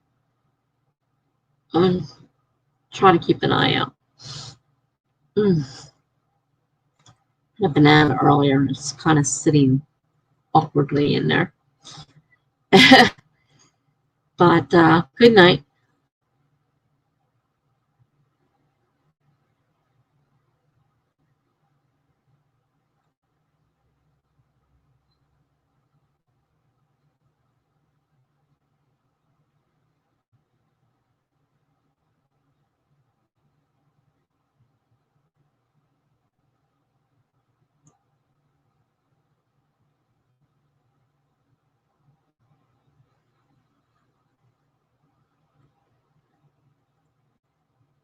I haven't seen Mom in a while. I know she was busy with a course she was going to be doing this week, so she's been busy with that.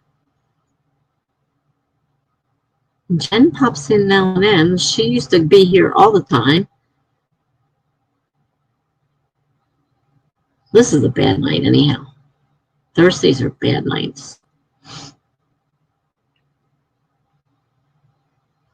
So I think it's just Kate and me now. I believe everybody else has left.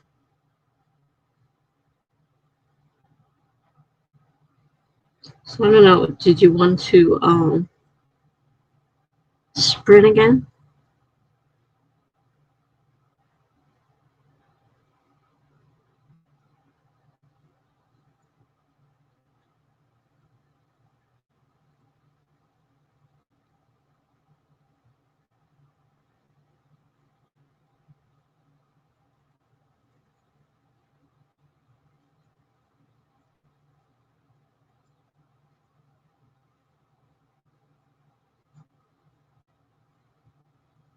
Even I got to get up early tomorrow for the doctor's appointment. You're welcome. Good night.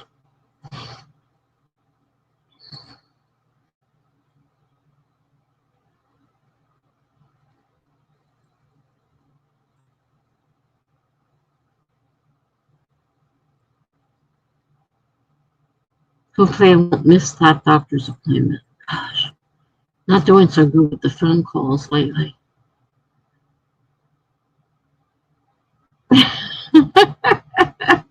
You really should before you spend another 6 hours on this one audio. All right, well, let me set up another one. Then you'll come back and tell me you were doing the audio. I can just see it now. All right, 30 minutes. Starting in 5, 4, 3, 2, 1, go.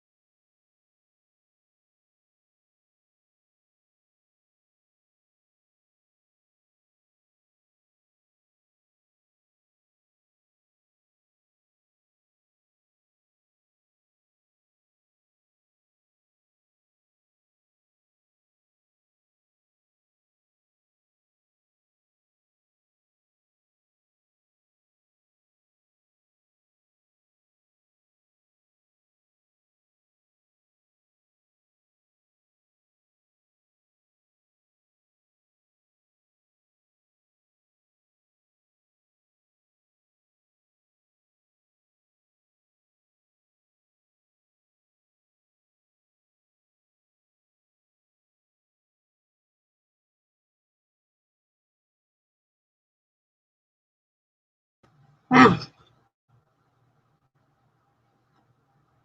At time, although it seemed like it went fast, it also seemed like it was lasting a long time. I don't know if anybody's still here. I kind of got involved in a blog, and I had to post an answer that I may end up deleting, but at the moment I don't need to get it out. So I wrote an answer, but I did not hit send, so it is still there, and I can still go and delete it. I don't have to send that blog post.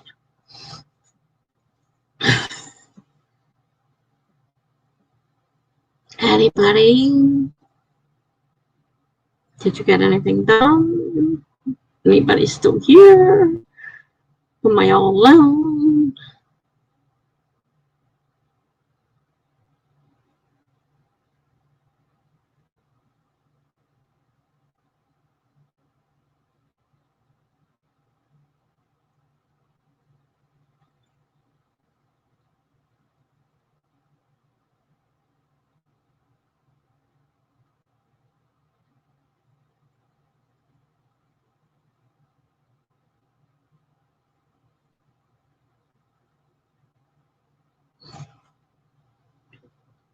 My knees are killing me.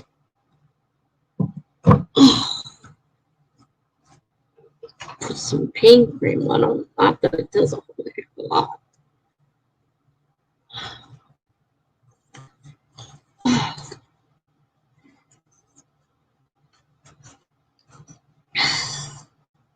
I can't stand touching cream. I don't like it on my body either, but it's even worse on my hands. So rubbing it on with my hands, I can't do it. So if I gotta put it on, I gotta put it on my gloves. And I hate it on my body to begin with. Kate.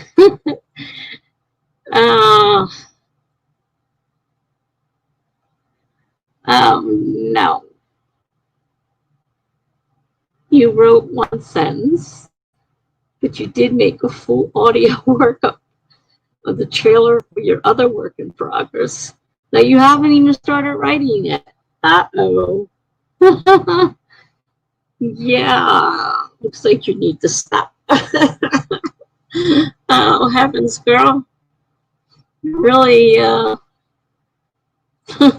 really helped on that audio stuff.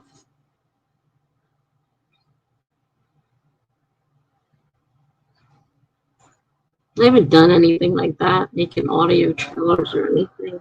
You know, a lot of people do. Well, I really don't even know how. It's like I need another hobby. Oh, oh, man. My body hurts. Hurts, hurts, hurts.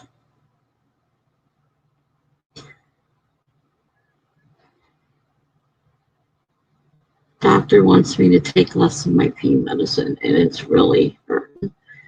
And I'm in constant pain. So I really so tired of this. Kate says, in my defense, the audio is really good. Really, like, capitalized good. Well, I'm glad at least it's good. I mean, you know, you didn't waste your time on something that was crappy, at least. That's a good thing. Definitely a good thing.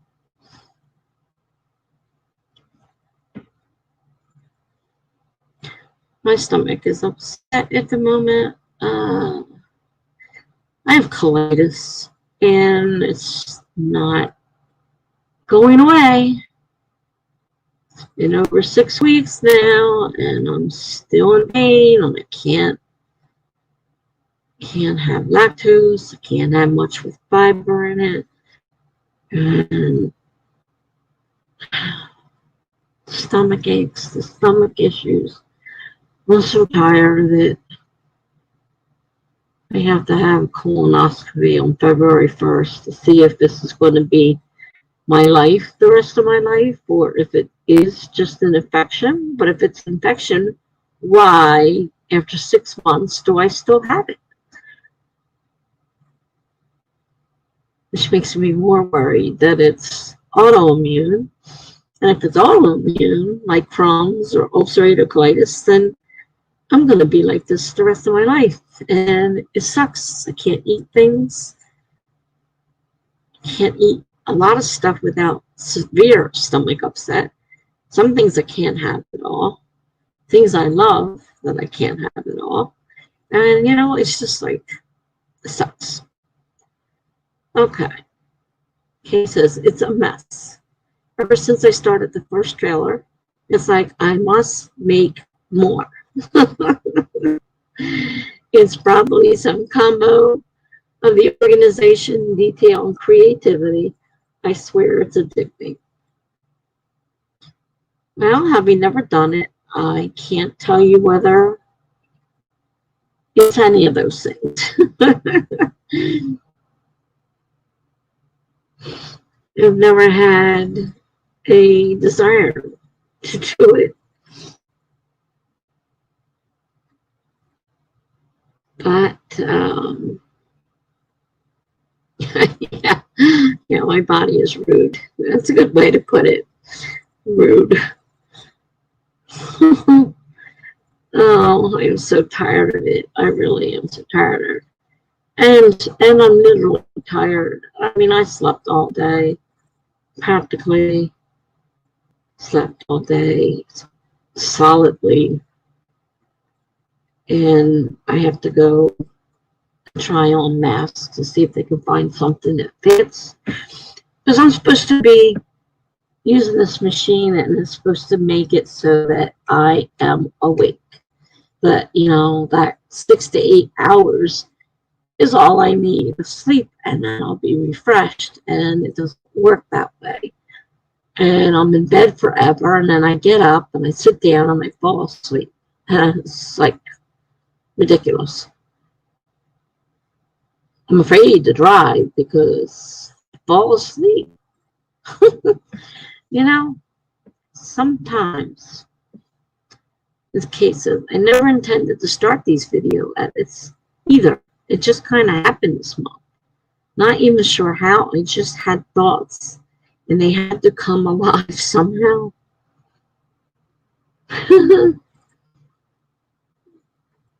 Well, wish I had that talent. Oh, I see all these neat things and I thought, man, I wish I could do that stuff. And I just don't know. I don't know how to do it. It's beyond me.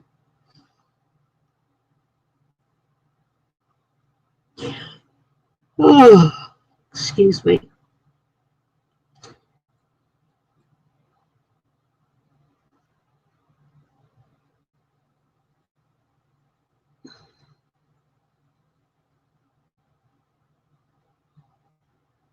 I'm trying to think if I did anything. I think I finished that blog post that I was doing and posted it. Oh yeah, I didn't finish making sure I got involved in reading something. I never made sure it got on the, yeah. I'm not done with that. I have to go back. No, I didn't get anything done. I started reading blog posts. Wasn't planning on reading blog posts. I got hooked on it, and then I started answering it. I'm starting to write this whole life story. I'm thinking, what the heck are you doing? You don't need to write this to this person. You're still deciding if you'll actually post it. I'll make you sticking out. Well, that's what I'm doing. I just spent a long time writing an answer to a post, a blog post, and I'm saying to myself, don't send that. Don't send that. I have not hit post yet. It is still there. I can still delete it. Do not respond. And part of me is saying, but I want to respond because I feel my response fits. But if this person is writing about their upset, they don't want to hear about your upset. Even though you might feel that your life is similar to theirs, doesn't mean they actually want to hear about it. So I am talking to myself as to whether or not I should post that post. So I guess we're in the same boat right now.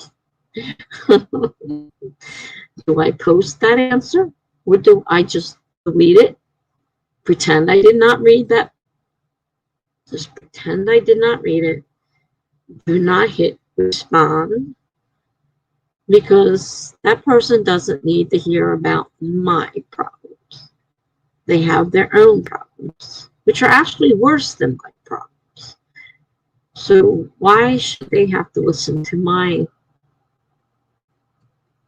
nonsense? Is it a good response or a critical response? You do feel like comments, any comments on someone's writing are nice. It's not, the person wrote about how terrible things are in their life and the way their father and their mother and their sister treated them. And it, triggered something in me. And I'm like wanting to commiserate without sounding like I'm trying to one-up them. And I'm thinking to myself, you don't need to tell them how terrible your life is. They have their own problems. They don't need to hear about yours, even if you feel that yours are bad. And I'm trying to tell myself, I don't need this. They don't need for me to comment. I hit like on the post. I read it. I hit like. I don't need to put words, because I can't commiserate without going into my own life. And I don't want to make it one of those kind of answers. So I'm going to most likely go and delete it. But getting it out is like getting it off your chest, I don't know how to help this person. So I really shouldn't say anything. Whatever, if I could say something that would make things in their life better, then I say I should answer. But I don't think what I was saying is going to help them. So maybe the middle ground is a shorter comment that just has the highlights of what you want to say. Well, there is the very beginning of it where I wrote, let's see if I can find it. Where was that? Is it on here? Not on there. Okay. It started out, it said, crap. Another family torn apart by dysfunctionality. And then I went on about, my life to a point. And how stories like these remind me that I didn't have it so bad after all. And then I go into the part where, where there's problems. So if I just put crap, another family torn apart by dysfunctionality, I had a rough life, with stories like these remind me that I didn't have it that bad after all. And stop there, maybe not so bad.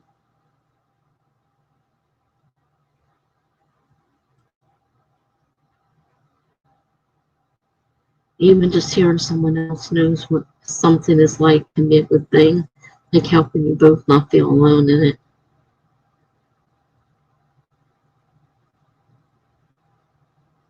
that was just the beginning. And if I stop there, maybe it's not such a bad post. But it goes on into how my kids are treating me.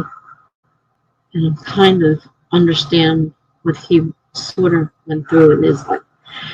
But I don't really think it's necessary for them to have to listen to that whole thing. But maybe that beginning part would be okay.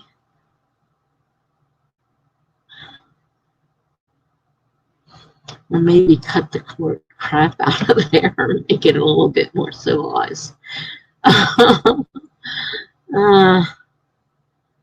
That's just what came to mind when I was reading this thing. It's like, crap, another one of these things, you know. And then I have to say, you know, I really thought my life was bad until I read this. And now it's like, well, it wasn't as bad as I thought. I don't know. Just sitting there. I have to do something with it. Eventually.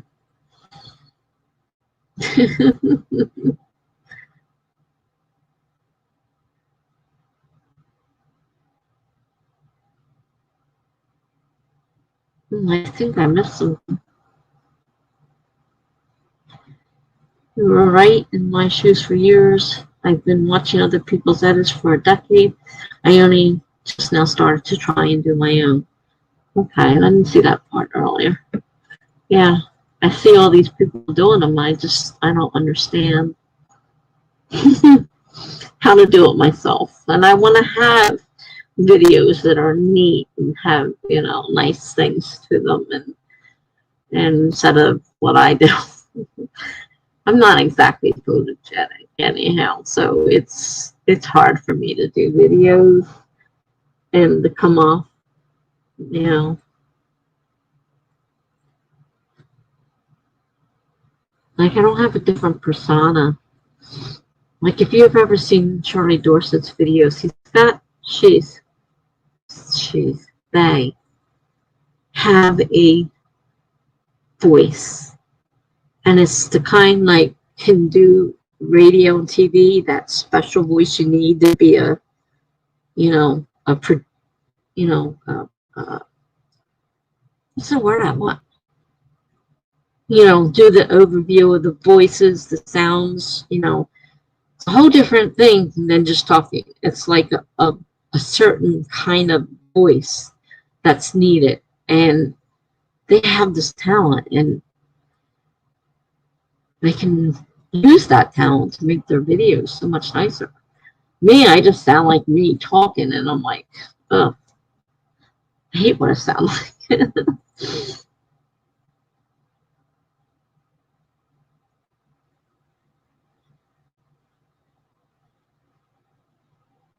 know.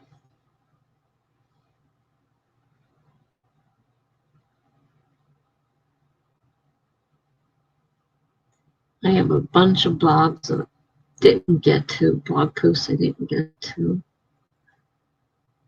I got just so much to do, and I'm so tired. Yeah, that on-camera voice. It's like it's a special talent to be able to do that. To change your voice and make it that on-camera voice, as you put it. They said it took them a long time to work on that and get it. And now they do podcasts and stuff like that. And, you know, that voice is great. And, you know,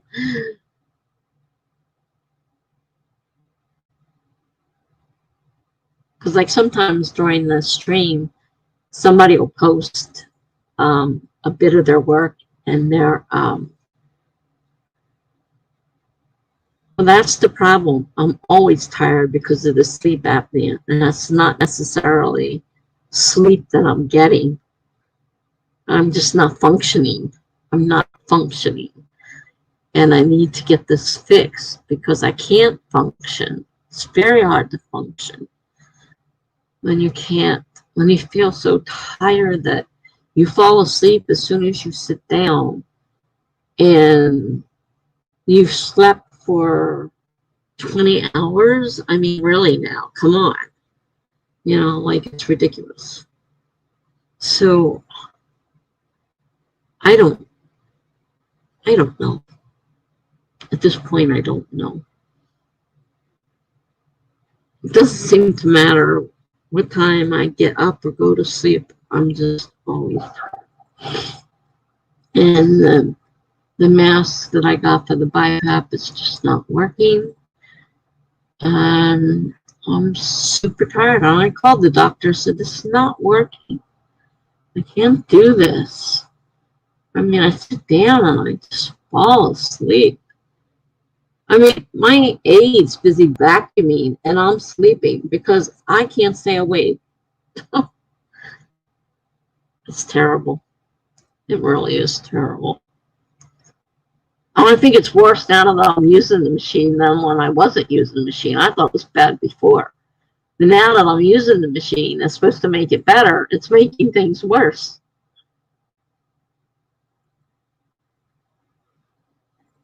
I don't understand why it's making things worse. I mean, I know it doesn't fit right, but still, make things worse? I don't know. That's the problem. I don't get quality sleep. I fall asleep, but it's not sleep. Real sleep. Now, tomorrow, I have the doctor appointment at 10:30, and they're liable to call me at 8 o'clock or so. I have to make sure I'm hopefully awake. Hey, is yours doing that too? Mine's been doing it all night. It's been blinking. I thought it was just me. Yeah. I don't know. It's been blinking. I'm like, you know, I see it and it blinks on and off. It's been doing it all night for me. I don't know about you, but for me it's been all night.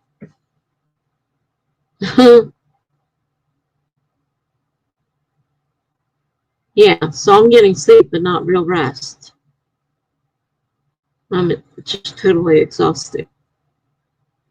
And I have to wait till Tuesday now to go try on masks.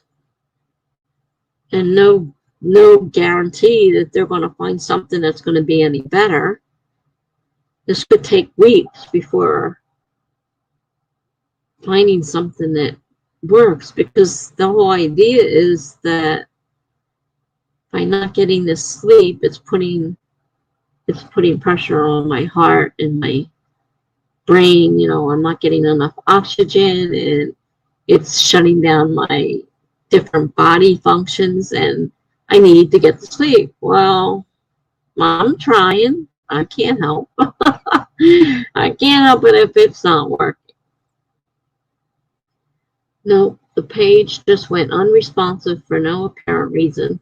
My internet was iffy all afternoon, then it was okay, and now apparently it's globe-trotting everywhere but my study. Well, so is mine. All night long it's been doing it.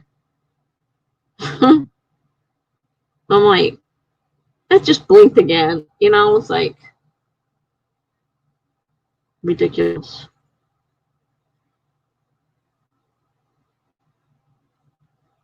I guess it's the internet. I mean, I don't know what else it would be but the internet. I don't have the TV on, so I don't know.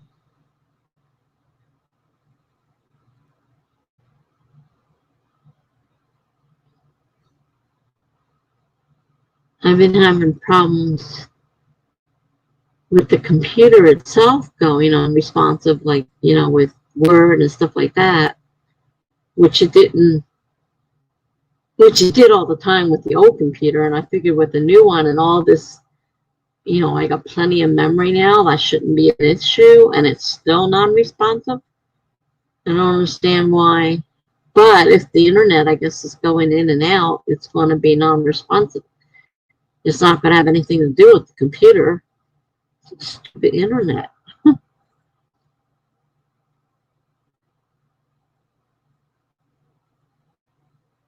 So yeah, mine's been doing the same thing.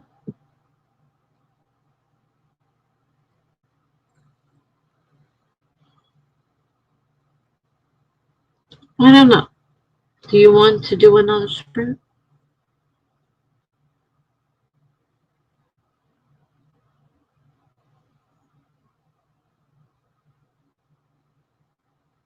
Trying to ignore the fact that my stomach is upset. I'm not doing. You've got to be up at 8 too. 8 to 4 work schedule isn't your cup of tea. And yeah, no, that's me. I'm not eat. I'm a night owl, and I can't even function the way I used to with being a night owl because I'm just so tired all the time. It's really ridiculous. Okay. All right. So we'll do one more. Sounds good.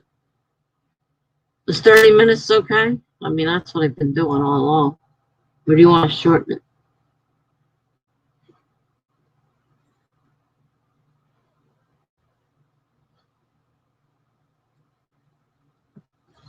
I should check make sure I put my time. Yep, 8 o'clock. It's on there. Alarm is set. Can't guarantee I'm going to hear it, but the alarm is set.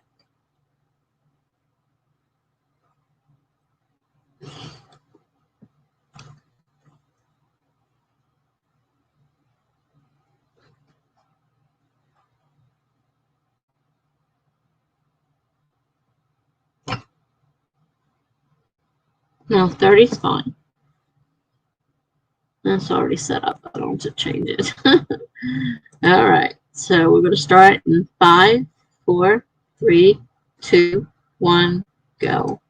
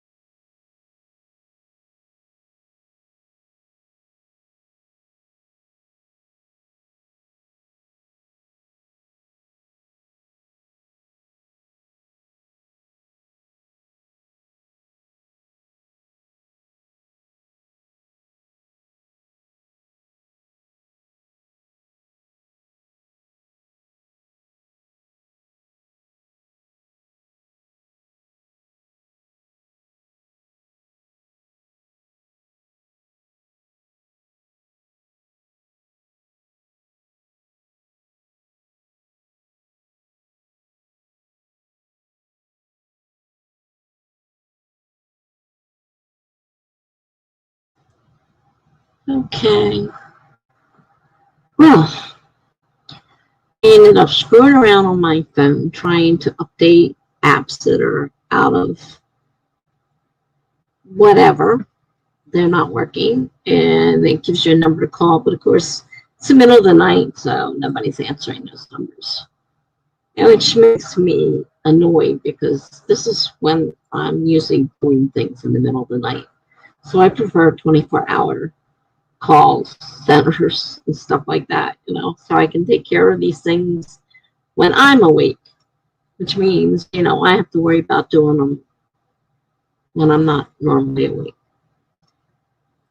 So then I read a couple blog posts and didn't do anything super productive. I found another post that blog post I have to do, at least one. I have a couple of them, but I'm slowly working my way through, and then I'll get through and it'll be time to do the next days. Because some of them are daily, some of them are weekly, and some of them are new, finding new ones. I'm trying to make a list. I have to make a new calendar. So what did you get done? I'm going to assume you're still working on your audios. Since that seems to be what you've been doing all night long, probably still doing them.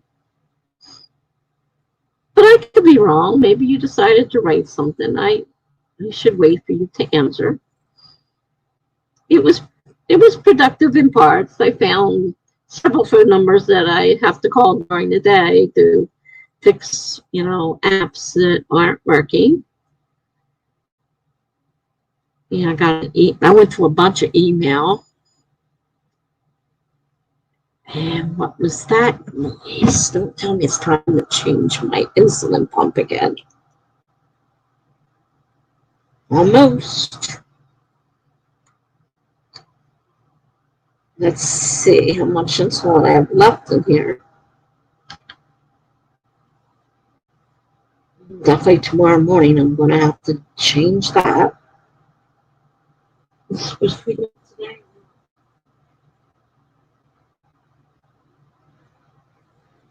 Yeah, today.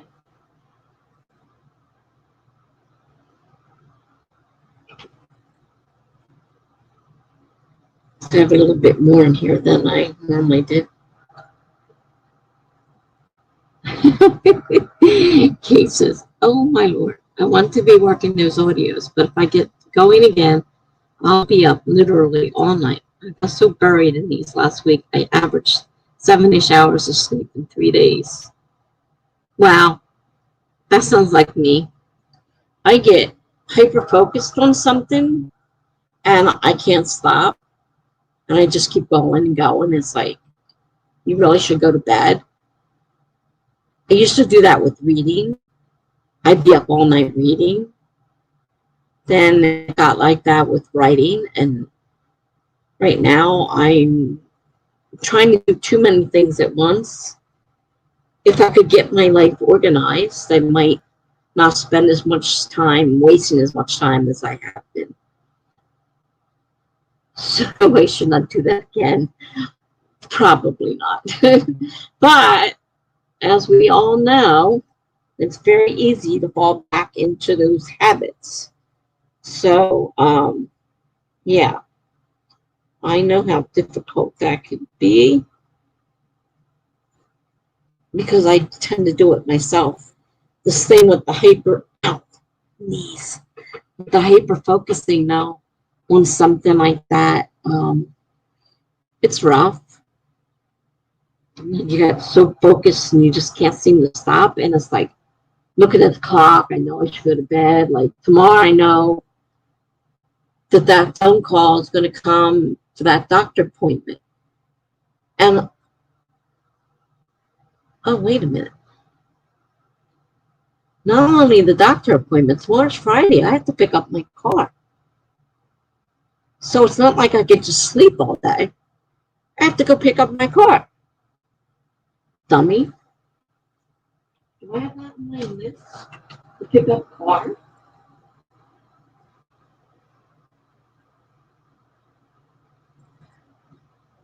You have it on the list. I just have it covered with this huge pile of paper from housing. So yes, I do need to pick up my car tomorrow because I need it Monday. And it's supposed to be done tomorrow. I'm assuming probably afternoon, considering how much they had to do.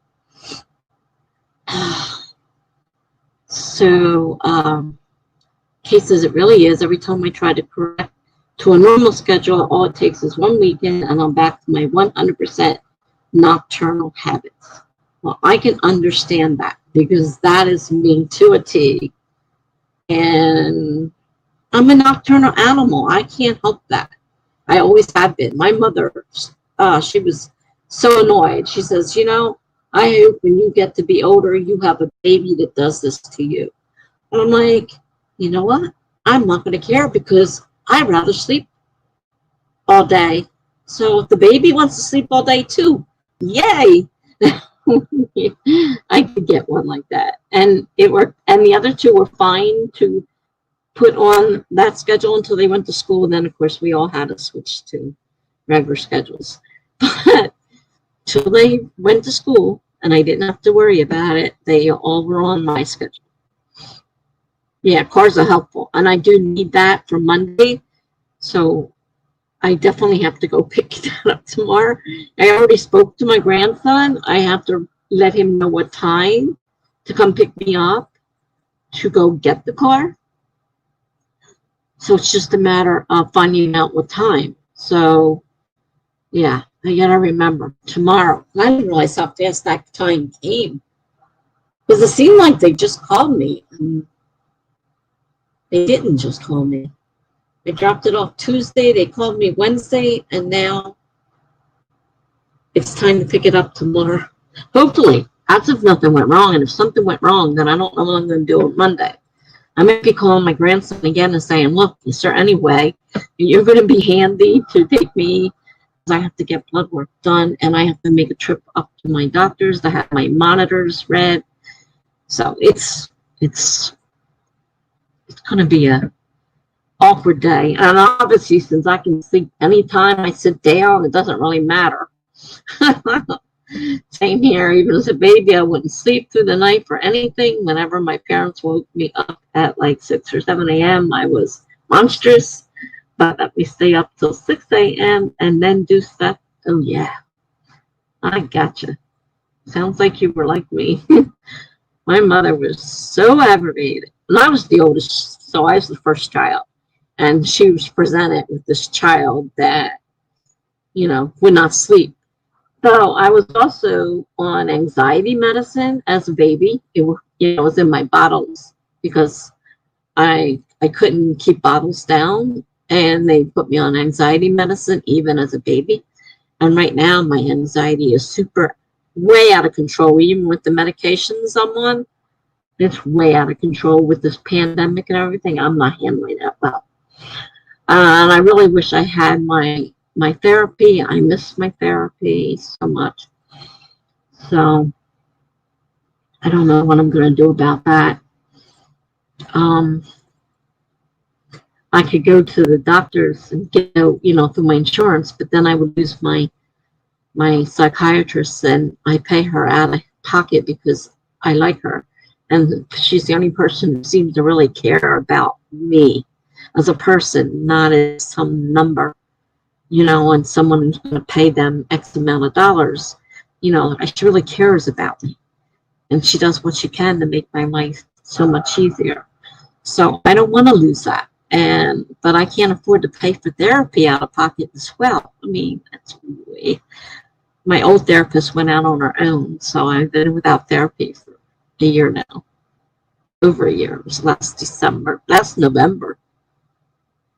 Not this year, but the year before. So yeah, I really need some therapy right now to help calm all this down. But I don't know what's going to happen there. So yeah, sounds like you were a lot like me. And my kids were all different. I had one that slept forever. Like 22 out of 24 hours, she'd be sound asleep. I'd have to force her awake to make her eat. She just did not want to wake up at all. And she still does. If she gets in the car and it's not driving, she goes right to sleep. And she was the kid that always fell asleep at dinner in her food. Her head face down, right in the food, all the time. Terrible. Couldn't do much about it, just the way she was. Good mental health professionals are so hard to find, especially psychiatrists, I feel like. Well, that's it. They don't care. They lump you all together and they just say, well, this is what it should be. They don't want to take the time to figure out the type of person you are, what works for you. And that's why I pay her out of pocket, because she does care. So, and if I go with insurance, I'm going to have to switch psychiatrists as well. And I don't want to do that. But I can't afford to pay for therapy out of pocket as well, because most of them you have to go to both.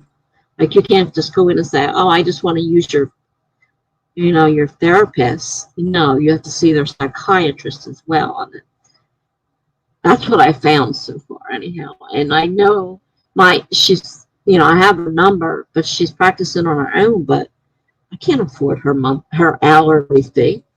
It's just outrageous. So I don't know what to do. I'm struggling to do this on my own. So maybe I should look that book up.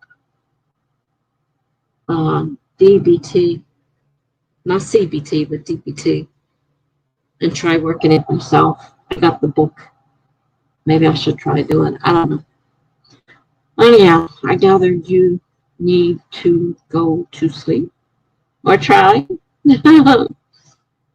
I know I'm going to be up for a while. I still have medicines to take, and I'm not tired now. And when I put that mask on my face, I'm going to have an even harder time going to sleep with that blowing air in my... I hate it. I really hate it. So I'm probably going to take my medicine, sit up for a while till I start feeling sleepy before I even bother laying down. At least I gather that's what I'm going to do. I don't know. But I gather that was your last sprint. So I hope to see you soon.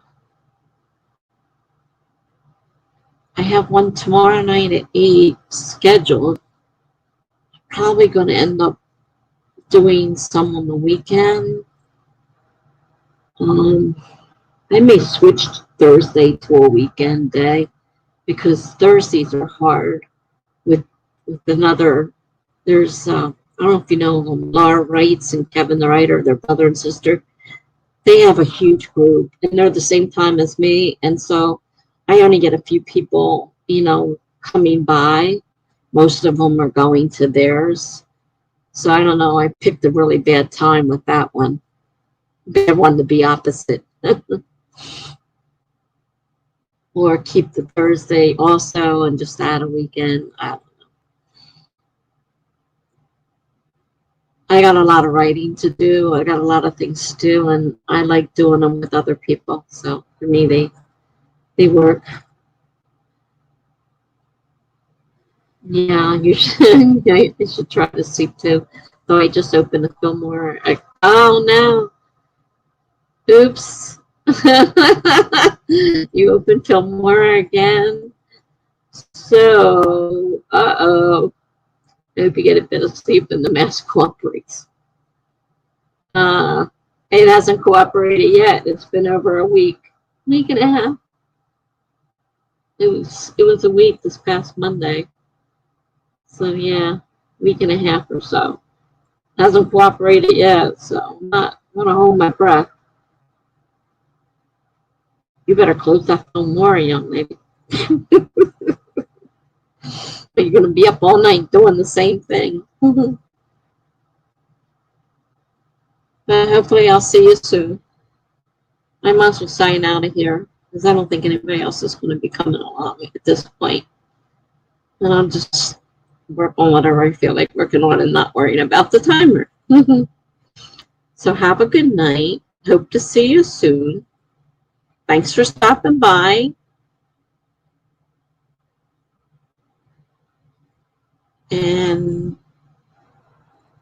like I said, I got one tomorrow night for sure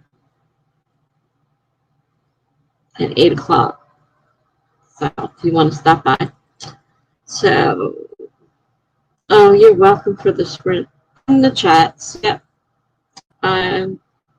Just one more clip. Yeah, I knew that was going to happen. One more clip. Well, I'm not your keeper, so you go ahead and do whatever you want. And I will talk to you soon. And thanks for stopping by. Good night.